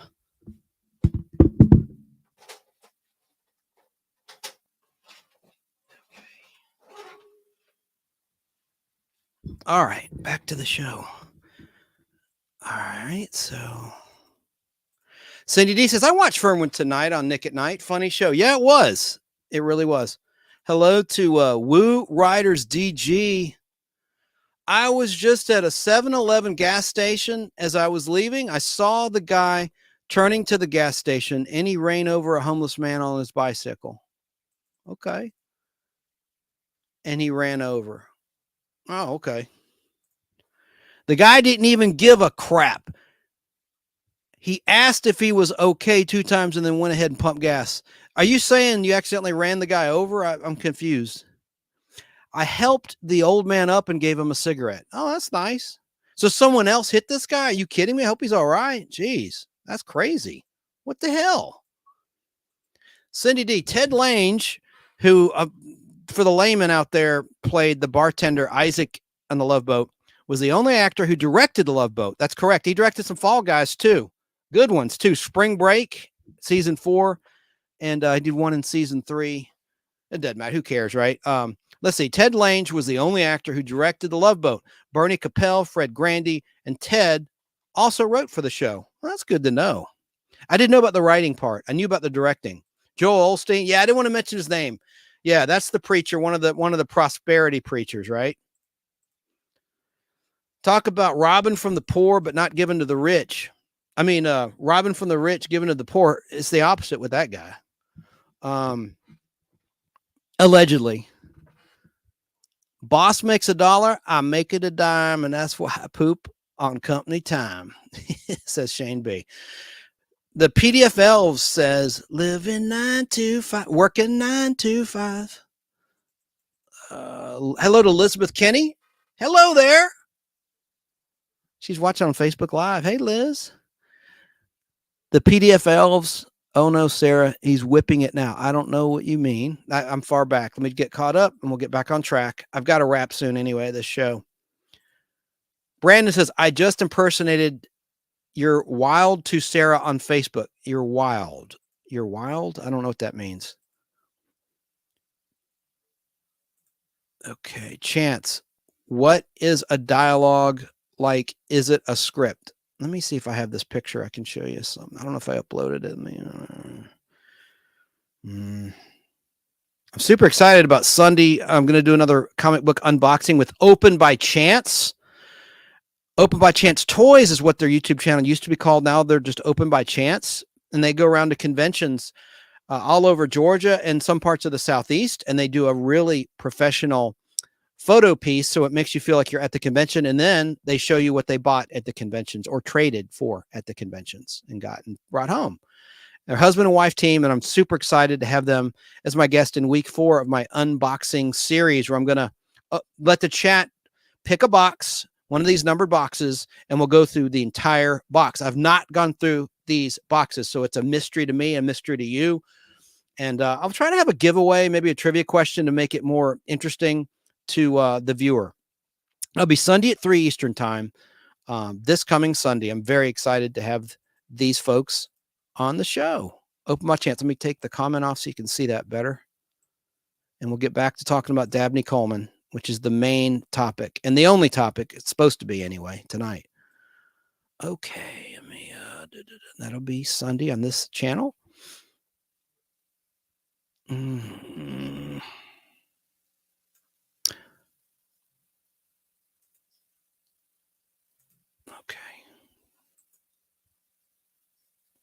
Rest in peace. Oh, Pat Hingle. Yeah. Pat Hingle. Yeah. With the missing fingers. Golly. Let's see. Okay. Here's where we left off. Sorry, Brandon. All right. So there's that. Remember, it's a family show. I'm trying. Viewer discretion is advised, says Brandon in Canada. His favorite things before Oprah. Talking about, yeah, I mean, I really think that character, Mark Winslow, reminds me of Dr. Phil. I have no beef with Dr. Phil, and I'm not saying Dr. Phil is a phony. And I should walk back. I don't think all financial advisors are crooks. Surely not. But too many have been caught with their hand in the till. And one of them, they used to be my client in the radio advertising business, is actually on the run from the feds, from the marshals, and he's not been caught. Man, I mean, his wife was blindsided by some of the stuff he pulled, supposedly. Chance has a plumber crack. Oh yeah, talking about when I dropped the when Dabney Coleman's character dropped his towel there, trying to seduce Darcy. Didn't work, did it? In the script. Let's see here. Pat Hingle. Yep. Chance, what's a monologue? It's a paragraph. It's just a paragraph that an actor does. Like, think Wall Street. You ever see the movie Wall Street? Not Wolf of Wall Street, but Wall Street with Michael Douglas. He had a great monologue in that. It's just something that an actor, they're speaking by themselves, basically, solo. It's a solo. Think of a solo guitarist, a guitar solo. Can't talk tonight. Or think guitar solo. Same thing with an actor, okay? They just say a short paragraph to demonstrate their acting versatility. And they typically do that for an agent, or if a script calls for it in a scene. And like I said, one of my favorites is Robert Duvall. He's one of my favorite actors, and he had a great monologue in Phenomenon. A lot of people don't like that movie. John Travolta, where he gets these powers. I thought it was a great movie. Let's see here.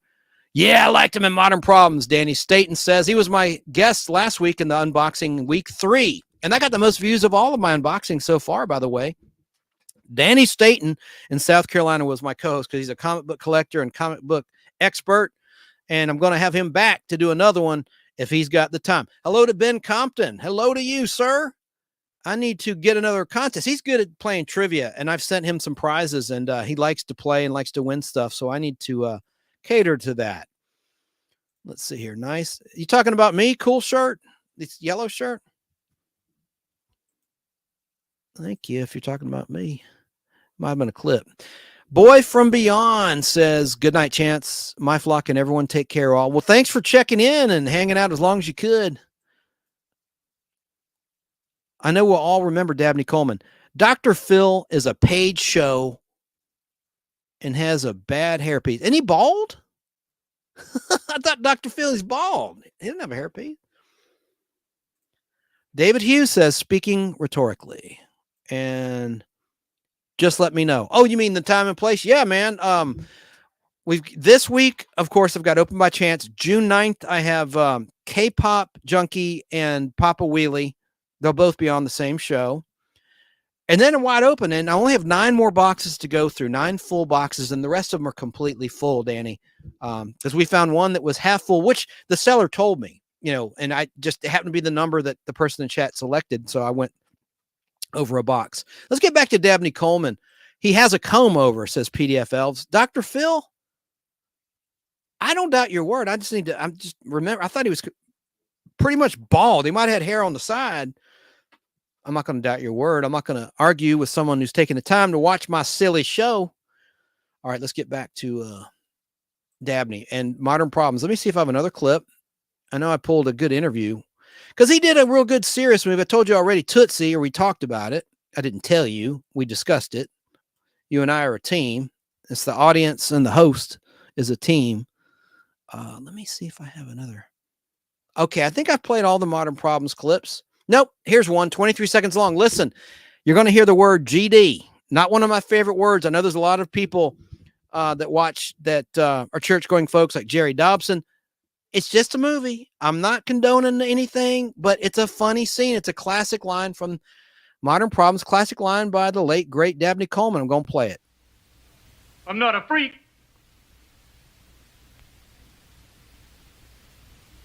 He's a freak. I'm a goddamn good-looking man.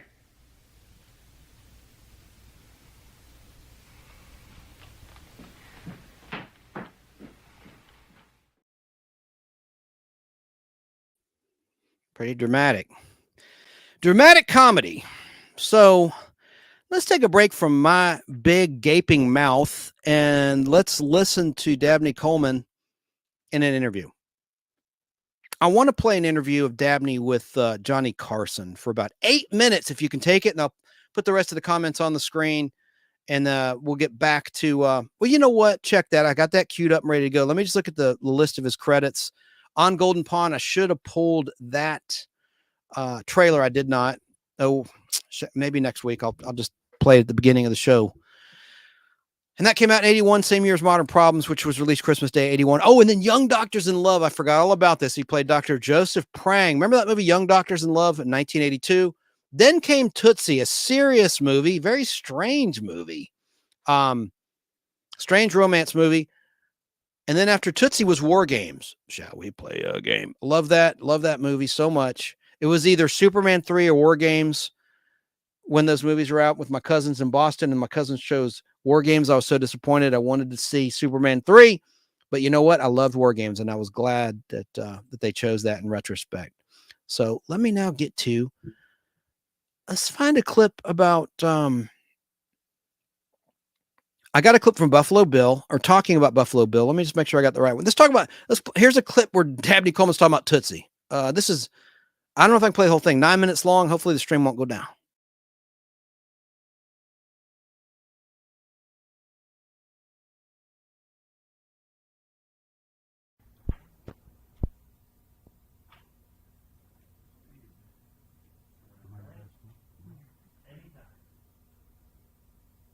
Well, Dabney, it's been a few years since I've seen you. You were in Dallas, and we interviewed on 9 to 5. And here you are back in Tootsie, doing another one of your chauvinist-type roles. Is this getting to be any sort of a problem for you? I'm thinking about people who come up to you and fans and that sort of thing. In terms of they're thinking that that's the real person? I don't know. You'd have to ask them, but certainly there's no, I mean, I've never been confronted with, any kind of objectionable behavior along those lines, for that reason at any rate. So then you don't have to consciously bend over backwards to show people that you're not the chauvinist person you play. That, in other words, that it's not typecasting. Well, no, I don't have to do anything that's uncomfortable for me because I don't consider myself a chauvinist, and I'm not. And so it's not. I don't think I overcompensate, but it's a natural compensation for me, I think.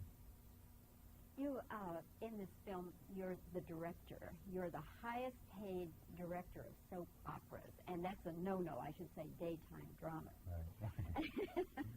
I learned that from the film. But in the picture, of course, you have many confrontations with Dorothy because she just goes off on her own. In actuality, will Dustin do that as an actor, kind of go off on his own?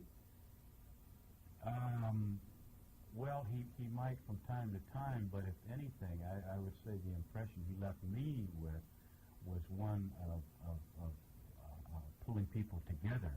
And a kind of a community kind of sense. He was a force that he listened to other people's opinions. He was anxious to hear them. He responded to them, which does not mean that he didn't have his own, but he was very, very open with all of us, I think, with the director and with the fellow actors. He's fun. He's fun. I felt like it was we were together on the project, and I think he made everybody feel that way. At least the actors. I mean, he's very actor-oriented. He talks actor language, and he has a passion for it, which I share and which I respect him for, which makes it a nice experience. In the movie, he, in his early scenes, he is a drama coach, working with aspiring actors, young actors. And an actor. Also, he's an actor. Yes, both, right. Do you think that he, in actuality, is a drama coach, or does he ever kind of fulfill that role on the set with his fellow actors? Well, in as much as he discusses things, and he has his opinions, as I just was talking about, but in terms of insisting upon a certain thing, he wouldn't do that. And fortunately, I think that he was working with people who have fairly strong opinions themselves. Charles Durning, Bill Murray, Jessica Lange, Terry Garr. These people are professional people, and they know what they're doing. And I think anything that he might have to say would be offered as by way of a suggestion, as opposed to a mandate, which is also to his credit. I think that's part of the creative process, is to allow the other person to do what he thinks, what he feels is right. And he respects that certainly as much as any actor I've ever come in contact with. Dabney, in the early days of your career, did you have a long struggle where you had to do lots of things you didn't want to do, like in the movie Dustin has to do a lot of things just to survive? Mm-hmm. Did you have to do that? Yes, I had to do a lot of things, but I don't recall at the time thinking I don't want to do this. I was so thankful to be working at all that each job was a tremendous victory to me to get the job in the first place, and then to be working, and to learning and it was never to me a struggle in that sense, in terms of the choices that I had to make. It was a struggle in terms of not getting enough parts, but not in terms of the character of the parts. These are now much more interesting the parts I'm doing lately, but it's all part of the learning process, I think, is doing the things that I had to do early on. I have not seen you, of course, since you got your nomination for On Golden Pond, which was... Wait. Oh. I wasn't nominated. I don't know. Someone else said that a few interviews ago, but I wasn't nominated. You should have been. Well, thank you. It's in the press kit that you it were is? nominated. It should not be, yeah.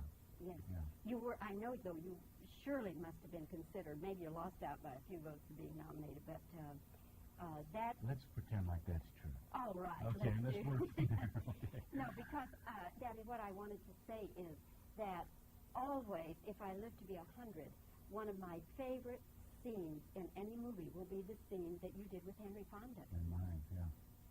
That was an experience. It had to be just... A great scene, and the man, the persona of the human being was extraordinary. Was it a scene that was done many, many times, or did it all... No, we did it very few times. In fact, I wanted to do one extra take, and I think that was only take about number 5, which is not a lot of takes, especially on a scene of that duration. It's about a 6-page scene, 5 or 6 minute scene, and I don't think we did more than 5 takes on the master shot. And, I insisted on one more, and I remember Henry, after I got through doing it, said thank you. He says, okay. He says, didn't see any difference. Like them both. Like this. I don't know whether there was a difference, but it's nice to be able to know that you can do a scene as many times until you feel it's right. If you have that in the back of your mind, it tends to make you a little bit more relaxed and more creative, I think. Well, it was special time. Special time for me, too. I shall always remember it. Dabney, very nice to see you again. Congratulations on a super performance in Tootsie. Thank you very much. Good to see you.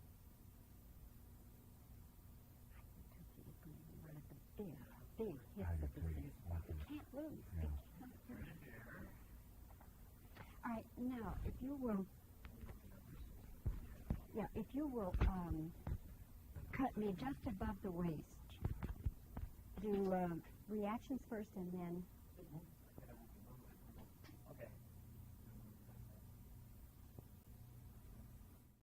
All right. Well, so it was 9 minutes because at 7 minutes, we don't need to see reactions, but I like that interview a lot. Let me now see where we're at with his list of credits. All right. Young Doctors Love, Tootsie, War Games. Yeah, War Games. Let me see. Where the hell?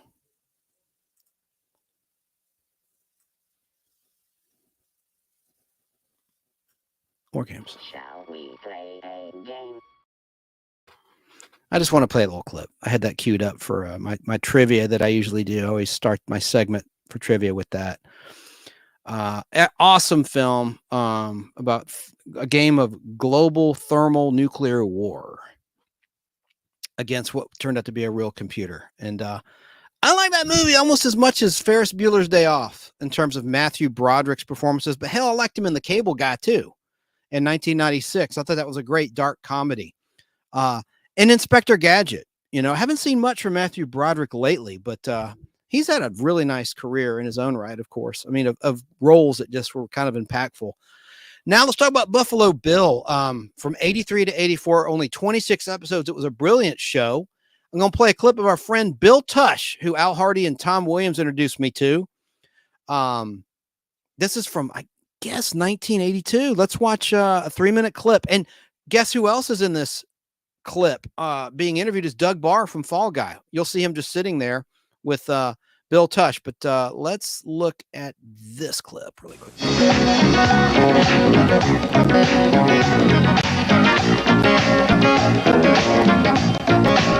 Our next guest says she just stumbled into acting. In fact, she just stumbled up here moments ago. We're going to find out why. Most would-be actresses wish they could stumble so well. You should have seen it. She's appeared in The Laughing Policeman with Walter Matthau, recently in Blade Runner with Harrison Ford, and soon she's going to be seen in the new NBC summer replacement series called Buffalo Bill. Here is Joanna Cassidy. How come? What happened? You got here late. I was late. What happened? That's all I have to say about it. I can't tell you what happened. Oh, but you just made it. Yeah. Made it in the nick of time. So tell us about this new show. What would you like to know about it? Well, you know, who's in, what's it about? Okay, it's sort of a... How long is it going to be on? We hope for a long time, but besides that, it's sort of I don't know, bird's eye view of what it's like to make a TV show, an on-the-air show. And I play the director. Dabney Coleman plays the talk show host. And we sort of, and then all the other characters. So this is like a spoof on TV talk shows. Well, it's not really a spoof. No. It's very real. It is? Yes, it is. we have a clip from it. We'll give you an idea of what it's about. Looks like a lot of fun to do. I wish we would have thought of it. Here's a clip from Buffalo Bill with Joanna Cassidy and Dabney Coleman. We're not on camera, Mrs. Gallardo. Save it. Oh, you got to do it now. Otherwise, you got no soaps. What the hell is going on here? Who is that woman? She's making me look like a jerk. Oh, it'll go better once you start eating the spaghetti. Joe, I'm serious. I'm dying up there. It's okay from where I'm sitting. Oh, sure. From where you're sitting up behind the scenes, your career's not on the line up there. It's an hour show. They don't all win Emmys, and your career is not on the line. Honey, trust me. My fans will not stand for this. It's boring. Now, next segment, you come in, you talk about the book. Then you go back in the kitchen, you yank the spaghetti off the stove, you dump in the sauce, you ladle it out for the audience, yum, yum, yum. Fade to black, audience goes home, and tomorrow's another day. Now, what's the problem? The problem is I'm very disappointed in you. I expected a lot more support from my director. Excuse me, 30 seconds, Mr. Bittinger. Better hightail it back to the booth this way. Jojo, I'm not wearing this stupid hat. Your hair is smished. Jojo, I won't forget this. Makeup. That's very good. Very good. They must have researched a lot of talk shows to get that. You did how many episodes of it? 13. 13? Mm-hmm. So it looks pretty good. Lucky number, yeah. Well, that's, mostly now they're just doing 3 or 6. Yeah, that's true. That's all they're buying now. So we'll be on for the whole summer. And hopefully into the fall if it catches on. Mm-hmm. What's Dabney Coleman like to work with? The best. Absolutely the best. Good. He's just a very giving actor. I mean, he's one of the special people of the world. I mean, he has to have enough energy for everybody. He's got a lot of words to say.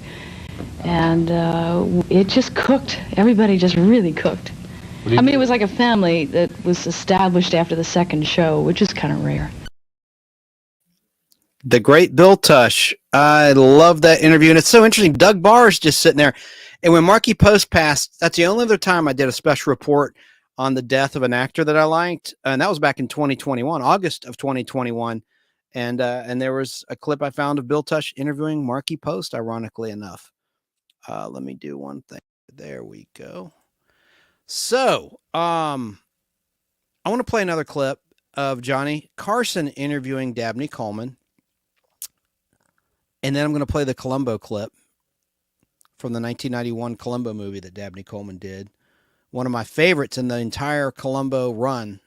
The classic run from the 70s and the 80s and 90s run. The last Columbo movie, by the way, was in 2003 on ABC.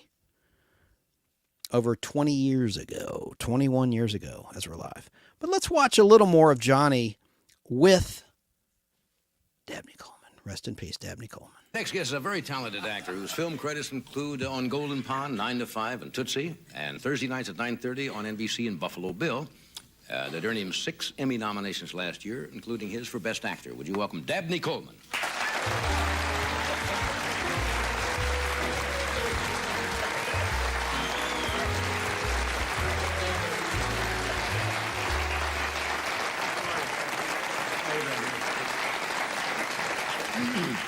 Seems to be a marathon of pieces of business. Well, sir. Isn't it funny how it's catching? People start to act silly, and How it caught on after that monologue, you mean? Yes. You said Mondale was out here. I was beginning to think maybe he wrote that monologue. Is that that bad, huh? As bad as that? Mhm. Yeah. How you been? Good. Good. Is Buffalo Bill going to stay on? I read various things. Well, there was a wonderful column by, I don't know who the gentleman was, in the L.A. Times today, and there seemed to be some... Well, it's going off because we finished our season. We shot 13 shows starting last October, and it will go off at least until June. At that time, between now and then, they'll decide whether it comes back or not. Well, I hope it does. So we don't know at this point. Yeah, it's good. But, now, I noticed you're wearing... Well, that's just a little honor, but I don't like to talk about it myself.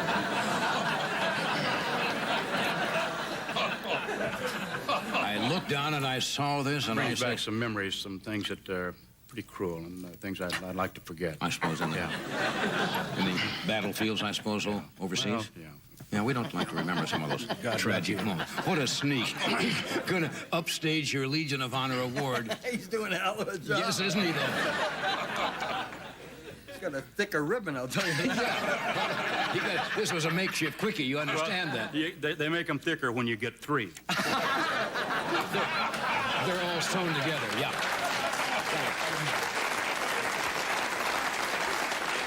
You get a lot of them. I understand you get a quilt. I mean, you make a whole quilt.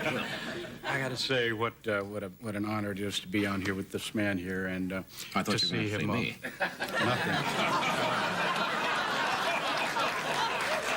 To see him operating and going like the old Jerry is really enlightening and wonderful to see you doing it again, man. Thank you, really. man. You look great. You look great.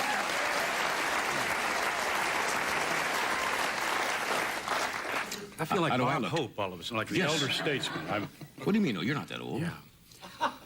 I'm not as old as you, that's true. But that could mean still that I'm pretty old.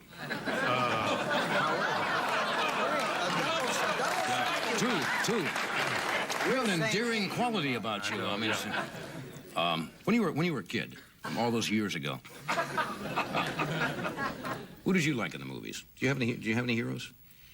I liked Frederick March, and I think Humphrey Bogart was a big fan of his.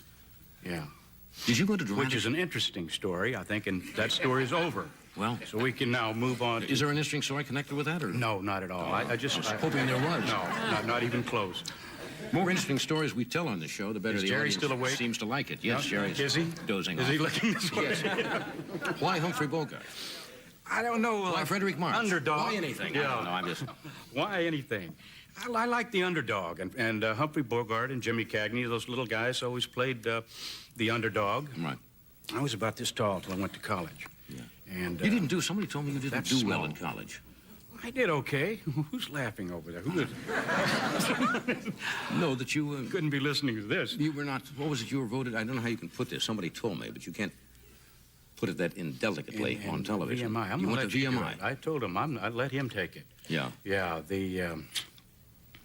You were voted the most unlikely or the meanest. The biggest of the week for 11 weeks. Why was that? I was. Curiously, I was not as nice a guy then as I am now, or as charming. But I was real sadistic with the rats. We call the freshmen the rats. Right. This is Virginia Military Institute, which is a great West Point of the South. We'd like to think of it as. And I was very sadistic with the rats there for some reason. I think for identity purposes or something. I think it was rather sick. If I remember, your father was a military man. A lot of my people in my family were. My cousin was eventually the commandant there, Glover Johns, and we all went to VMI, all 5 of us. Yeah. Is that good discipline for a young man? I don't know. I went to hell after that. I can tell you that. I mean, you don't have much option but to be disciplined while you're at VMI. And then when I went to University of Texas, everything just went right down the tubes after that. So I don't know. It's a subjective thing, but you will be disciplined at VMI. That's for sure. That's what I hear. Yeah. Freddie, that's a cue, is it, Fred? Or are you just getting a little senile? Get to the cue. Freddie sometimes late at night just points at his hand. Yeah. And, And, well, you make a little circle sometimes, and I really don't know what that means. Oh, we have a film clip from Buffalo Bill. You play a talk show host on here. Mm-hmm. Do you pattern that after anybody? I mean, I just... kind of an irascible... No, I don't. He is irascible, and he is a jerk, and so it's a stretch for me, but I don't...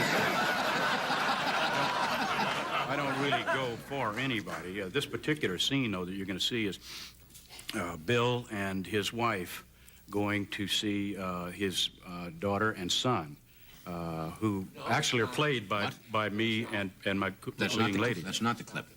That isn't it? Oh, that was Jerry's. That was Jerry's. Oh, that was yours.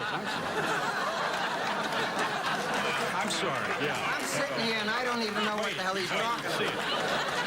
He sucked me in. I'm sitting here. Yeah, you were gee, that sounds familiar. like this. Yeah, I was interested in a guy introducing somebody that I saw that already here. This is a clip of a man, Bill, introducing himself to a Brazilian actress who he's been enamored with for some time. And after that, I don't really... Okay, here's a clip from Buffalo. Oh, look. Santa Claus. Yeah. You wear this on today's show? No. This is much too big for me. Oh, you must wear it. You No. look wonderful. No, on you. really, no. Why not? Let's just say it's against my religion. You're Jewish? You like Jewish men? And they all have money, no? Most of us do, yeah. You're cute as the Dickens, you know that? You'd be cute as the Dickens if you wear this. Oh, well, no, really, no. Come on. Oh, please. I would owe you one if you wear it. You'd owe me one. Ooh, I like the sound of that. One might be enough. How's about we get together right after the show today? Today? How's about we get together tomorrow? I'm leaving tomorrow. Well, if you're ever in Brazil... Well, wait a minute. Today? Did you say today? Because today is perfect. If we could do it today. Oh, perfectamente. It's good for you? Oh, okay, let's do that then. Oh, and remember, now, if I wear the suit, you owe me one, right? Maritza never goes back on her word. That's an admirable quality in any land.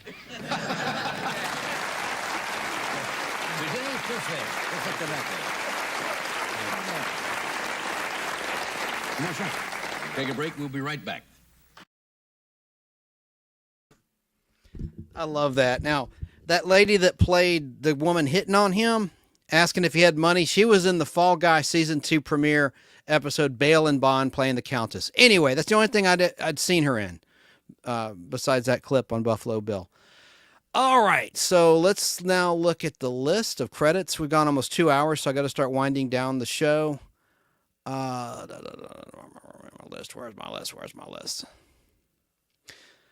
Cloak and Dagger. Yeah, I don't have a clip of that. I thought the trailer, I think it's owned by Universal. They're really picky about their content, and I didn't want to risk having the stream go down. No clip, but that was an awesome film from 1984 where he played Jack Flack and Hal Osborne. That was a movie that ran endlessly on cable back in the 80s on Showtime and HBO and the like, Cinemax. And Henry Thomas, like I said earlier, from E.T. was in that film. Then, and also that same year, Muppets Take Manhattan. Dabney Coleman played Martin Price and Murray Plotsky. And what I like about Dabney Coleman is he didn't get an ego where he turned his nose up on television, because he was a pretty big movie star, having done Tootsie on Golden Pond, certainly 9 to 5, even Modern Problems. And then he went back to television. A lot of people, once they ascend to movie roles, they won't go back to TV. But I like that he didn't do that. And it worked out for him. He had a long career. But then he wound up on the big screen. So it paid off. After Buffalo Bill, he had Cloak and Dagger, Muppets Take Manhattan, and then The Man with One Red Shoe as Cooper from 1985 on the big screen. Then he did a TV movie. See, from the big screen back to TV in a TV movie called Morrow in 1986, playing William Paley. And then he was in another TV movie, The Return of Mickey Spillane's Mike Hammer. And he played himself in that TV movie. in 1986. And of course, that starred Stacy Keach, the Mike Hammer series. Then he did a TV miniseries, Fresno, in 1986. 6 episodes of that miniseries as Tyler Kane. In 87, he did a TV movie, Dabney Coleman did, titled Guilty of Innocence, the Linnell Geter story.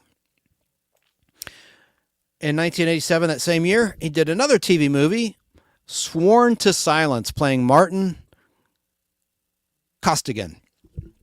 And then came Dragnet as Jerry Caesar in 1987 on the big screen. And then right after that, and that was, of course, starred Dan Aykroyd and Tom Hanks. Right after Dragnet, that same year, he took a TV project, Plaza Suite, which is a TV movie, and he played Jesse Kiplinger. Then he was in Dolly as Arthur Andrews in 1988 for one episode of Dolly. Then came the Slap Maxwell story around that time. And that was Dolly, by the way, was a second variety series that she did on television. But the Slap Maxwell story earned him an award. Talked about that earlier. He did 22 episodes of that show. It only lasted 1 year, from 87 to 88. Then he did the TV movie in 88 titled Maybe Baby, playing Hal. And then he was in Hot to Trot, the movie Hot to Trot, playing Walter Sawyer in 88. He was in the movie Where the Heart Is in 1990, playing Stuart McBain. Also in 1990, he was in a movie called Short Time, playing, hear me clearly, Bert Simpson. Not Bart Simpson. The Simpsons. Not Bart Simpson. Don't have a cow, man. He was playing Bert Simpson in Short Time in 1990. And then he did It's Gary Shandling's Show, playing himself a couple times between 1989 and 1990. God bless Gary Shandling. What a great comedian he was. Dabney Coleman in 1990 also played Aunt Bee in Meet the Applegates. In 1991, Never Forget TV movie was a thing he acted in as William Cox. And then came Columbo. Now, in the original Columbo, he was in Season 2, Episode 8, Double Shock, as Detective Murray. By the way, Shane B. wrote me, contacted me on Facebook and said that 9 to 5 is streaming. Let me look at that message really quickly to share that information with anyone who wants to watch that. In remembrance of Dabney Coleman, who recently passed away, Shane B. says 9 to 5 is on Amazon Prime for rent or buy. Okay, so they charge extra for it. Is that right, Shane? That sucks. I hate it when they do that because you're already paying for that service for Prime. Even though there's perks like free shipping, I think that blows. It really does. If they are indeed charging extra. Sounds like they are, if I'm interpreting correctly what you're saying. But the second Columbo, we're going to look at a little 30-second trailer from the Family Channel, 1996, that ran this 1991 movie. The second time that Dabney Coleman acted with the late, great Peter Falk on this show, or with that character of Columbo. In Columbo and the Murder of a Rock Star, and Peter Falk's real-life wife, Denise, acted in that. And she acted in more Columbo movies than any other actress. I wonder why.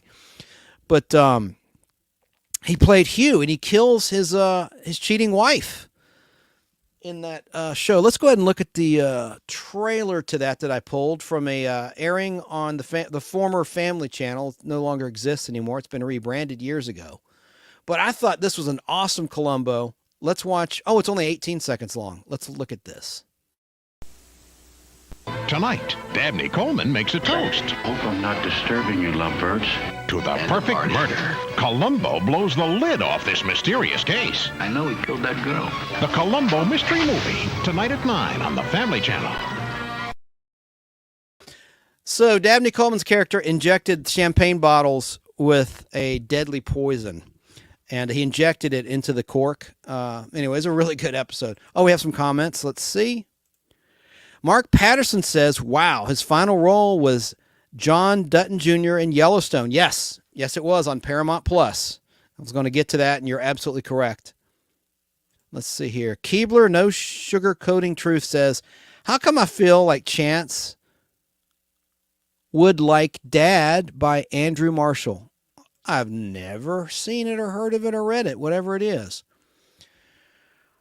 Yes, I do have work in the morning. I'll just leave it at that. So I've got to roll soon because I have to be up not terribly early, but early. And I'm going to go ahead and throw this on Fistful of Radio tomorrow at 2 and preempt what I had scheduled. I didn't plan on doing a show. So let's get back on track. Or I should get back on track talking to myself here. Whoops, I hit the wrong button. As we wind down this remembrance of Dabney Coleman, who really made a big difference in pop culture history. And hell, he's immortal thanks to film and video and these interviews. And I'm trying to help preserve that tonight on my little channel, The Nostalgic PodBlast, and on this show, The Nostalgic PodBlast, which streams at 2 o'clock Eastern Time every Saturday on Fistful of Radio and Sunday at 2 Eastern Time, Fistful of Radio in the afternoon, and then overnight, Monday night and Wednesday night on Fistful of Radio. Also, we're on Apple and Spotify. Anywhere you can find a podcast, basically, you can find The Nostalgic PodBlast, but there's always a live video component on YouTube Live, Facebook Live, in the Facebook group, The Nostalgic PodBlast, and on the X. I almost said Twitter. X. The video feed goes there, too, to The Nostalgic PodBlast on X and on Twitch. That's where you can find us. Find me, Chance Bartels, your host of The Nostalgic PodBlast. So after Columbo, wow, Dabney Coleman acted in 18 episodes of Drexel's Class from 1991 to 1992. I wish he did a Matlock. He didn't do a Matlock. I love Matlock starring Andy Griffith, the original one. And I'll give the new one a shot with Kathy Bates as Matlock this fall. In 1992, Dabney Coleman starred in There Goes the Neighborhood as Jeffrey Babbitt. He was in Lincoln in 1992, just as a voice artist. That was a TV movie. As Stephen A. Douglas. He was in Amos and Andrew as Chief Police Cecil Tolliver in 1993. Then, of course, talked about earlier, The Beverly Hillbillies, a very underrated movie. Great, great interpretation of that classic sitcom. And he played Mr. Drysdale, Milburn Drysdale, the banker.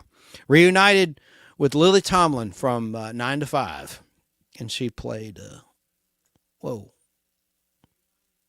on a second. Clifford. I forgot about Clifford, 1994. In Clifford, he played Gerald Ellis. He was in a project called Directed By. That's a TV show. That was the title, Directed By, a TV show. And he played Richard Williams for one episode in 1994. Then in 95, Kidnapped in the Line of Duty, a TV movie. He played Arthur Milo. In 1995, Dabney Coleman played Charles Mayron in Judicial Consent. And here comes another series he starred in, Madman of the People. That was a TV series in which Dabney Coleman portrayed Jack Madman Buckner for 16 episodes between 1994 and 1995. Then in 96, the year of the Olympics in Atlanta, Georgia, where I'm at, Dabney Coleman portrayed Seymour Kecker in Devil's Food, a TV movie. In 97, Dabney Coleman played Joel in A Witch's Way of Love. And then in 1997, The Magic School Bus. That was a TV show in which Dabney Coleman voiced Horace Scope. Scope, like the mouthwash, Scope.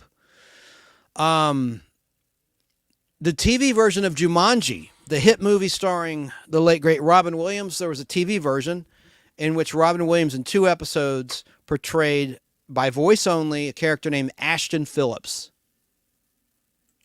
In 98, there was a TV movie titled Target Earth in which Dabney Coleman portrayed Senator Ben Arnold, who was Sam's uncle.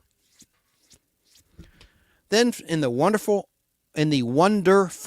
world of Disney, Dabney Coleman portrayed President Richmond in 1998 in one episode of The Wonderful World of Disney.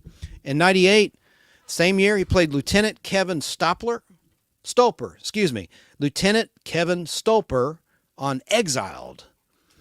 Then in You've Got Mail, which someone in chat referenced earlier, I think it was Keebler Elves, he played Nelson Fox in 1998 in You've Got Mail. And Dabney Coleman in 99 played Jonathan Gallant in Giving It Up. Then he was Chief Quimby in Inspector Gadget. Talked about that earlier with Matthew Broderick. That was released in 1999. But from 97 to 1999, in 14 episodes of a show called Recess, Dabney Coleman voiced Principal Peter Prickly. And then he also was Dr. Beechwood and Stuart Little in 1999. He was in the TV movie Must Be Santa in 99, portraying Tuttle. Also in 99, Coleman was Ethan Grover in Taken. God, a lot of work for him in 99.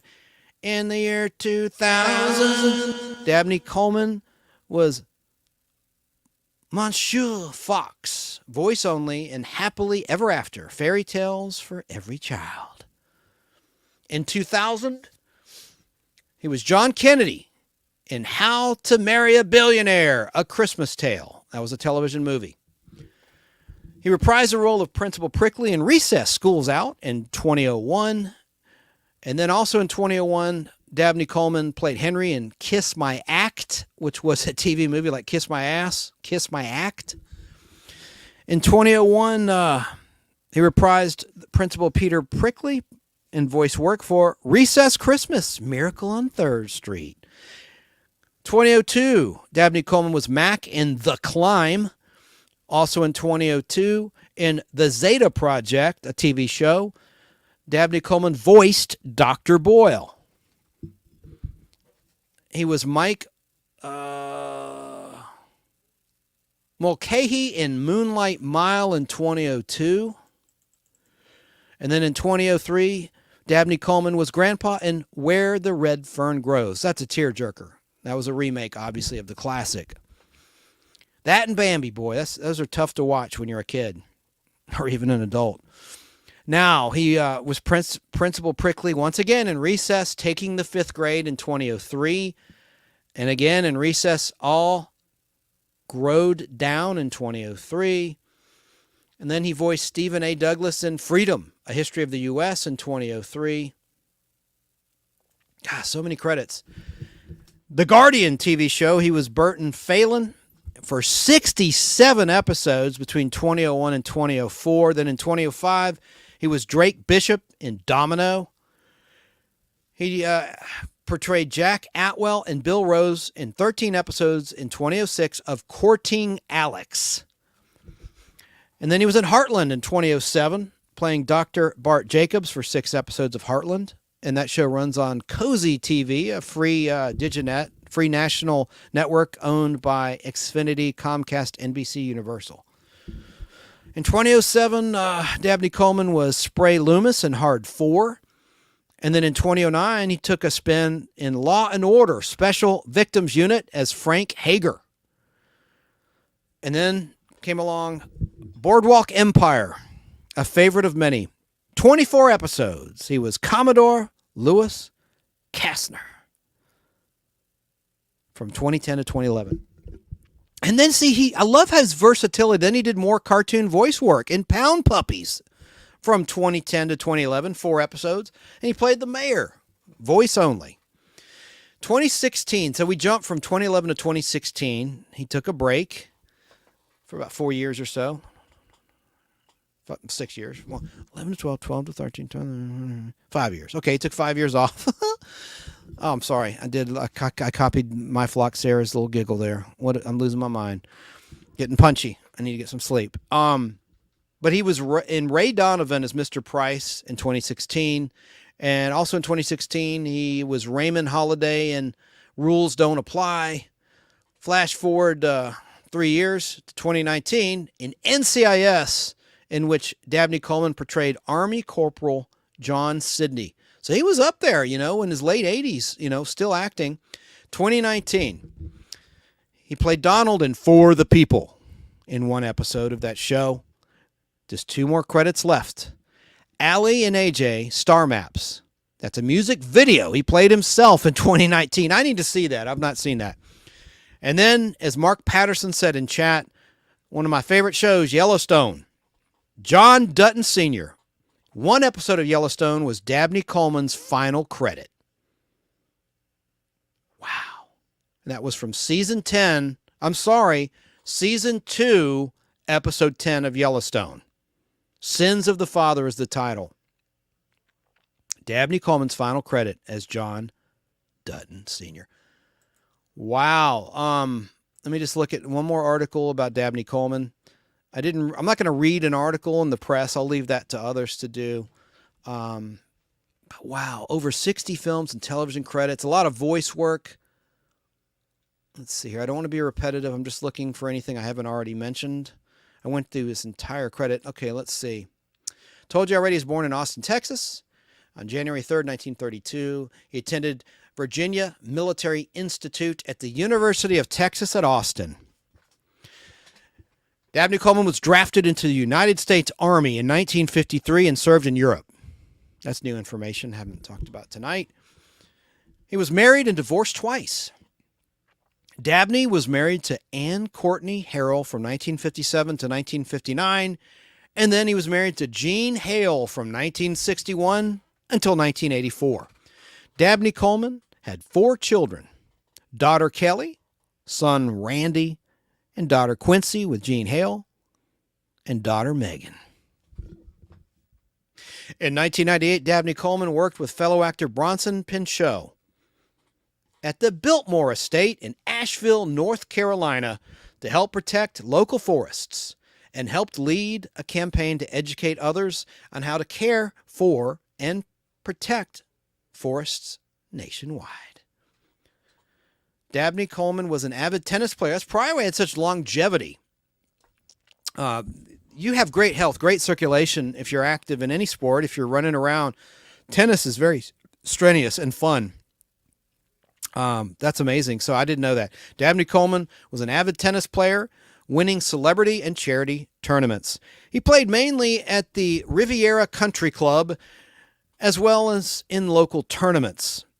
His favorite sports team was the St. Louis Browns, which are now the Baltimore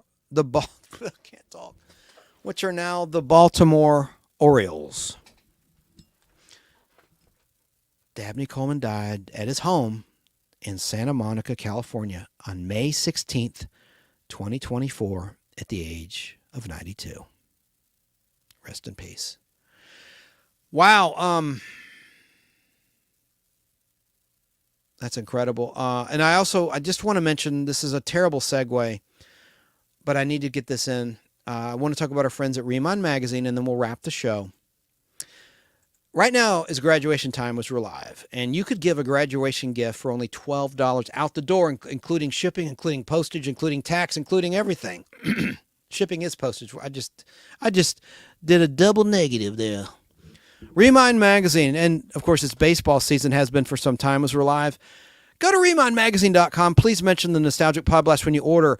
For the first year, you can give this for $12. The regular price is $5, $4.99 plus tax if you go to a newsstand or Barnes & Noble. And they accept all major credit cards. And what's in it for you is this is all about nostalgia. If you're watching or listening to this program, the Nostalgic PodBlast, the chances are you are into nostalgia. Well, that's what Remind Magazine is all about. And they cater to the 1950s through the 1990s, and they have brain-teasing puzzles and games and comics. And it comes in the mail in your hand. You can take it to the bathroom if you like. It's a great magazine, full color, a lot of interviews, a lot of fun. Just go to remindmagazine.com and order right there. I mean, great birthday gift too. If you're listening past graduation time, it would make an excellent birthday gift. Keep people reading. Reading is important. Remind Magazine keeps it all alive in terms of print circulation, and I applaud them for that. And they're a big friend of the show. We're grateful to Remind Magazine. Thanks for the mutual support. So now I'm going to do a quick couple of shout outs, and then we'll have 2 more interviews, clips with Dabney Coleman, and we'll say goodnight. Let's see here. I want to shout out classic television shows on Facebook, a huge Facebook group all about classic television. I think they're approaching 1 million members.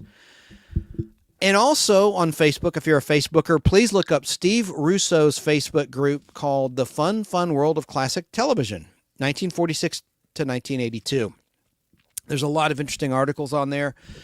And he's in Boston, Massachusetts. Another good one, of course, I've talked about this earlier, Jerry Dobson, who is watching the show, or was. Nostalgia World on Facebook. That's a great nostalgia Facebook group.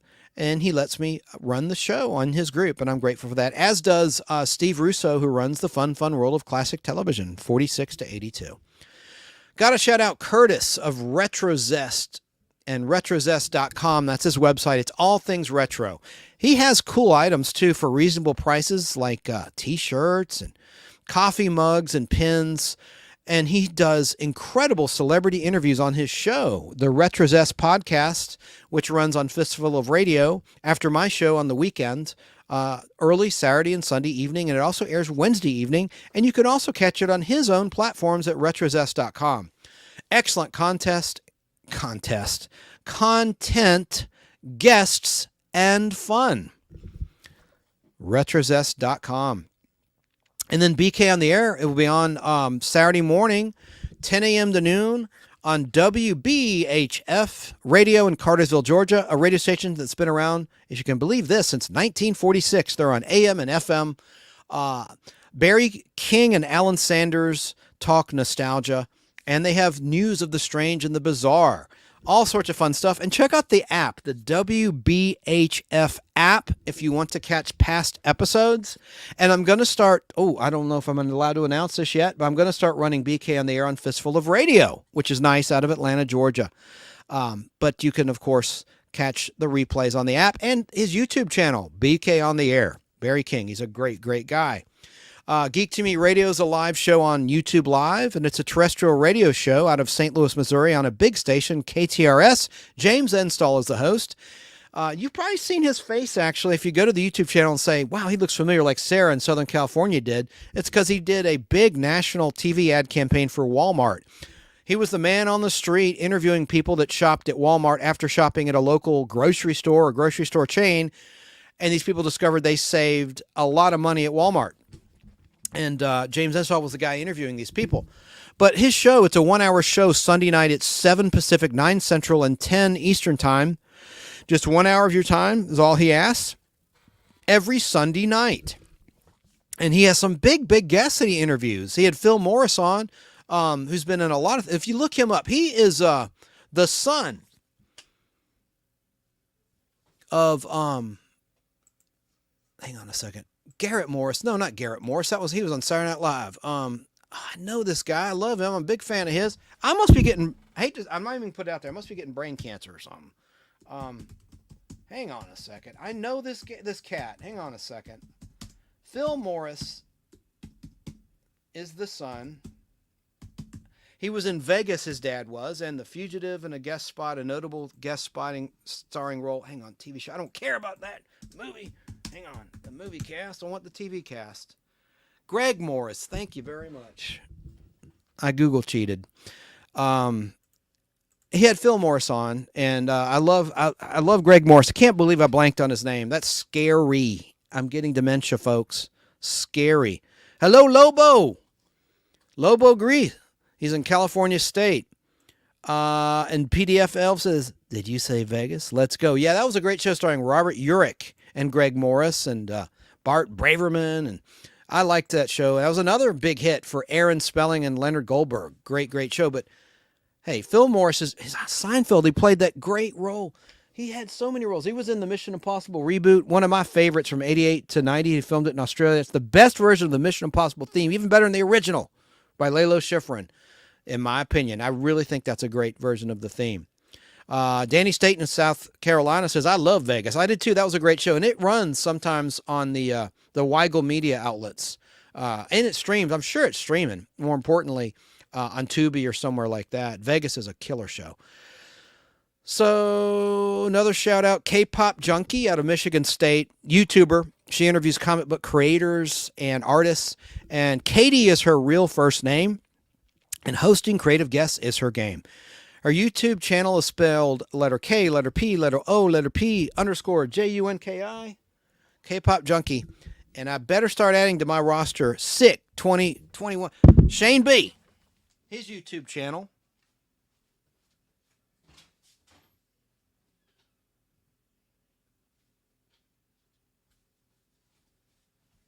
Sick 2210. If Shane's watching, he's probably screaming at me. I can't see the camera.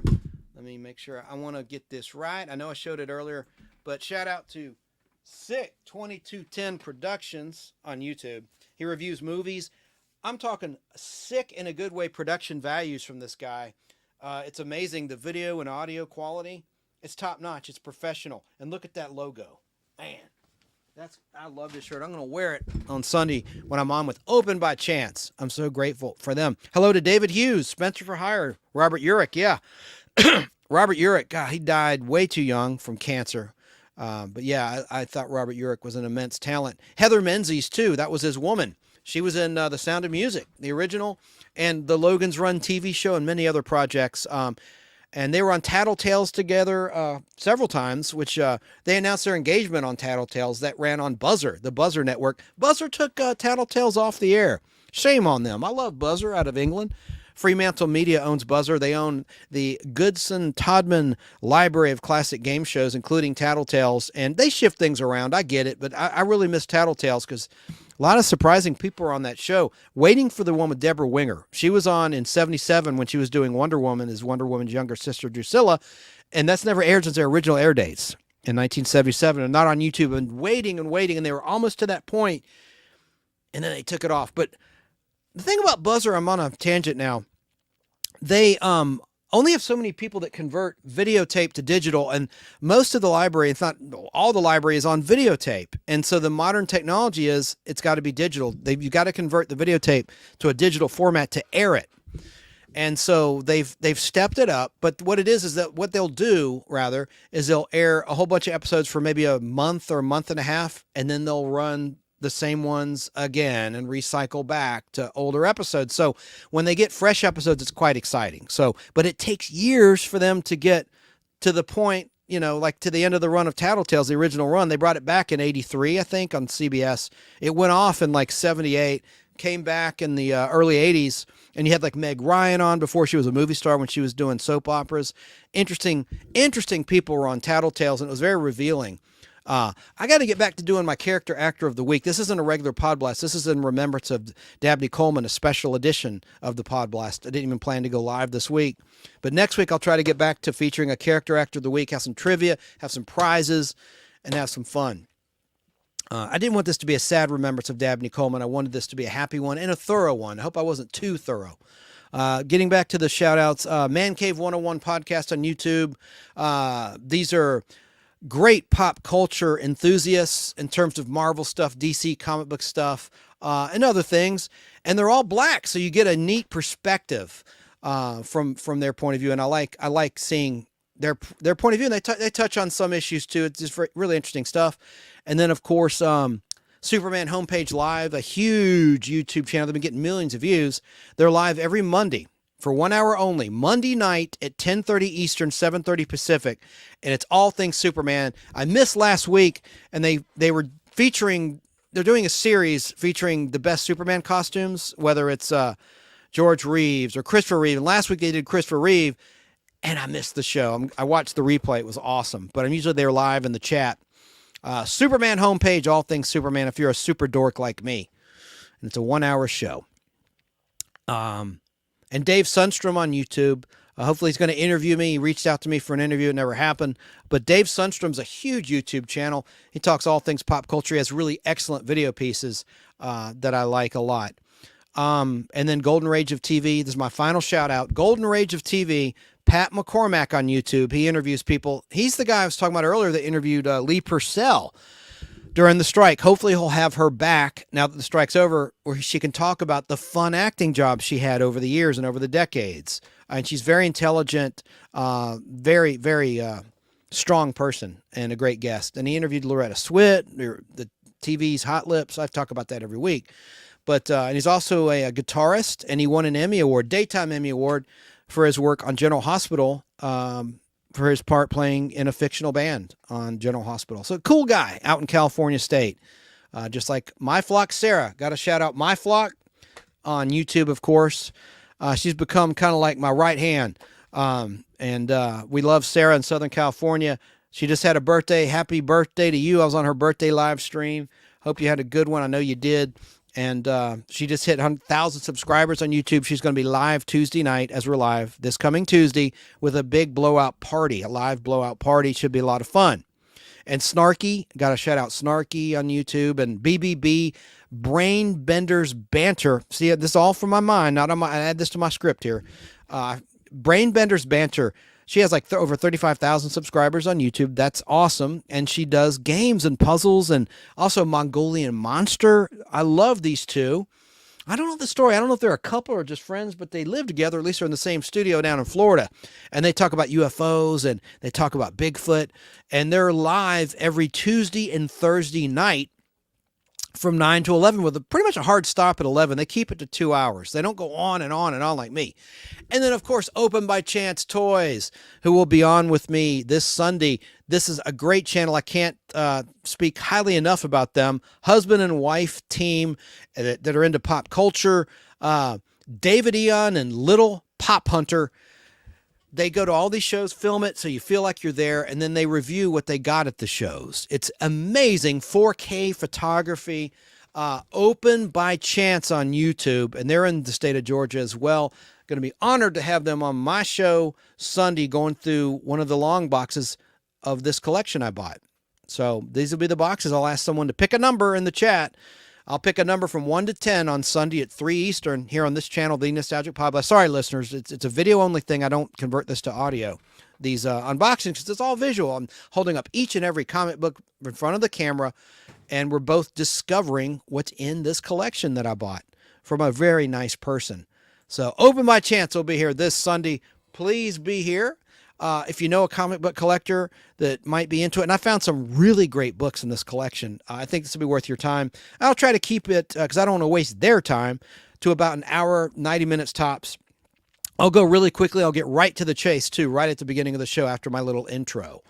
So that'll be Sunday. And then tomorrow night, I may be on BBB's panel, Brain Benders Banter. There's going to be a Saturday night pop culture live chat. I'm working tomorrow on a project, so it depends on when I wrap. I don't know. So I'm hoping to be there, but if not, I'll be there the following Saturday. Her name's Chrissy, who runs Brain Benders Banter, and she's a heck of a nice lady. Very nice lady, indeed. So let's watch another clip with Dabney, as I promised. I got 2 more clips. The last one is the one that shows more clips of his movies. I was afraid.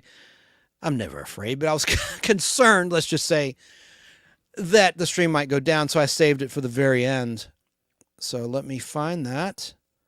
And, well, here's a 1 minute, 15-second clip, and then the very last clip is only, I think, 2 minutes. It's not long. Let's watch this one together.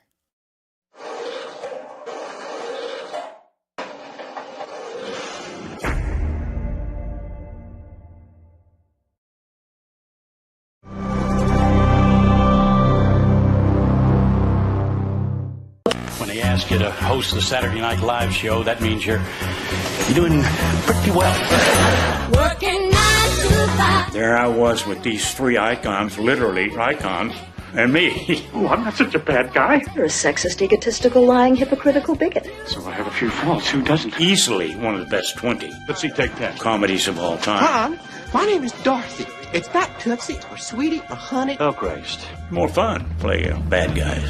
All I need from you is $300. A piece. Thank you guys so much.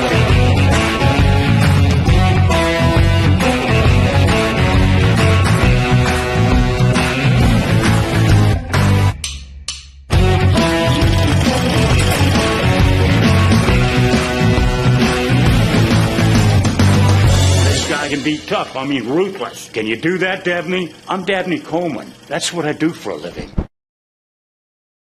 Rest in peace, Dabney Coleman. Now, here's the final clip. Coleman's appeared in some of recent memory's greatest comedies, but believe it or not, he rarely knows when he's making a hit or making a flop. Sometimes you have a lot of fun and the thing doesn't come off, and vice versa. I mean, we didn't have a lot of fun shooting Tootsie, to tell you the truth. And we didn't really have a lot of confidence that it would be as good as it was. And I mean well into the shoot. We thought we were involved with the turkey. But Sid Pollock's responsible for bailing that thing out in the editing room, literally, more than any editor I've ever heard of. an Are editing job. you good at knowing when something is going to be successful or not when you shoot one of these movies? I was until Tootsie, but as I say, we thought that was a bomb, and it turned out to be, I think, one of the best comedies of the last 20 years. That's true. Yeah. Do you know 9 to 5 was going to be good? No, we didn't. And we previewed it a couple of times in Dallas, in New York. All of us went down there, the cast I'm talking about, and the director. And we still couldn't get a fix on it. And I don't think the audience initially in the first 2 premieres had a fix on it either. It was 60-40 maybe on the positive side. But then when it got into word of mouth, into that zone, it took off.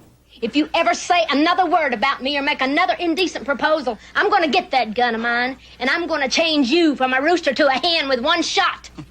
Coleman's hit another home run with his portrayal of skinflint banker Milburn Drysdale in the movie version of the Beverly Hillbillies. I knew what was required of me to a degree, and then I knew I also had to leave a little room for myself to get in there and do my thing and to make it mine. And I think having seen it, I think I accomplished it. I hope so anyway, yeah. Well, now it's time to say goodbye to Jed and all his kin. It took the Hillbillies a couple of weeks to hit the top of the box office, but Coleman had faith all along. To be corny, it's a nice movie with some nice people being the winners, and that's kind of unique right around this time. Rest in peace, Dabney Coleman. And thanks to my moderators who put the links in the chat for K-Pop Junkie and for everybody. Let's see, Mongolian Monster. Thank you. Open by Chance. Danny Staten, I didn't shout you out, my brother. I never, he has so many channels I can't keep it straight. Oh, and of course, Corey, please link Corey's comedy channel. I can't believe, I made some new friends on YouTube. He's been so kind to me, and I love his channel. He goes live Sunday night, Corey's comedy channel, and he does magic tricks on occasion, and he interacts with people. It's a lot of fun, and he's a great, I won't say opening act, that'd be disrespectful to James Enstall, Geek to Me Radio Sunday night at 7 p.m. Pacific time. But no, Corey is a prince of a guy, really talented, and he's been more than welcoming to me. So would someone please put that link to Corey's comedy channel up? If you're still out there, Danny Staten. There it is. Thank you. And shame on me for not mentioning him sooner. I almost blew it. I would have beat myself up had I not mentioned him, and I just did. So I'm going to make notes after this. Good night, everybody. I'm going to say good night. My Flock, did you link My Flock? Damn, I got to link everybody. Very grateful for the mutual support. And let me make sure I didn't leave anything out. That's for Brandon. Out. That's how they say out in Canada. Out. And I got to get some rest. Busy day tomorrow. Hope you all have a great rest of your weekend, great week whenever you might be listening or watching. Always please go to the Nostalgic PodBlast when you can. If you're a listener and you want to see what's going on, you can see the comments I put on the screen, and you can see the comments in real time in the live replay. But you have to hit the live tab, and it costs you nothing. It costs you nothing to subscribe to the channel as well. And there we go. So, all right, I think we're all set, and we'll see you Sunday for the show with Open by Chance, Sunday at 3, if you're into comic books. I'm just waiting to see if there's any other links. Danny, link yourself, bro. There's My Flock. Thank you, PDF Elves. Thank you for linking Corey's comedy channel. Good night, Keebler. No Sugarcoating Truth. I love that. That's a YouTube channel. Got a lot of people tune in. Very grateful to everybody. Love you all, and we'll see you soon. And going to be on with Sarah Tuesday night, I think. I'm going to try my best. If there's no conflict with my scheduling, then I will be on with Sarah for her 1,000 subscriber blowout. That'll be fun. All right, now, good night.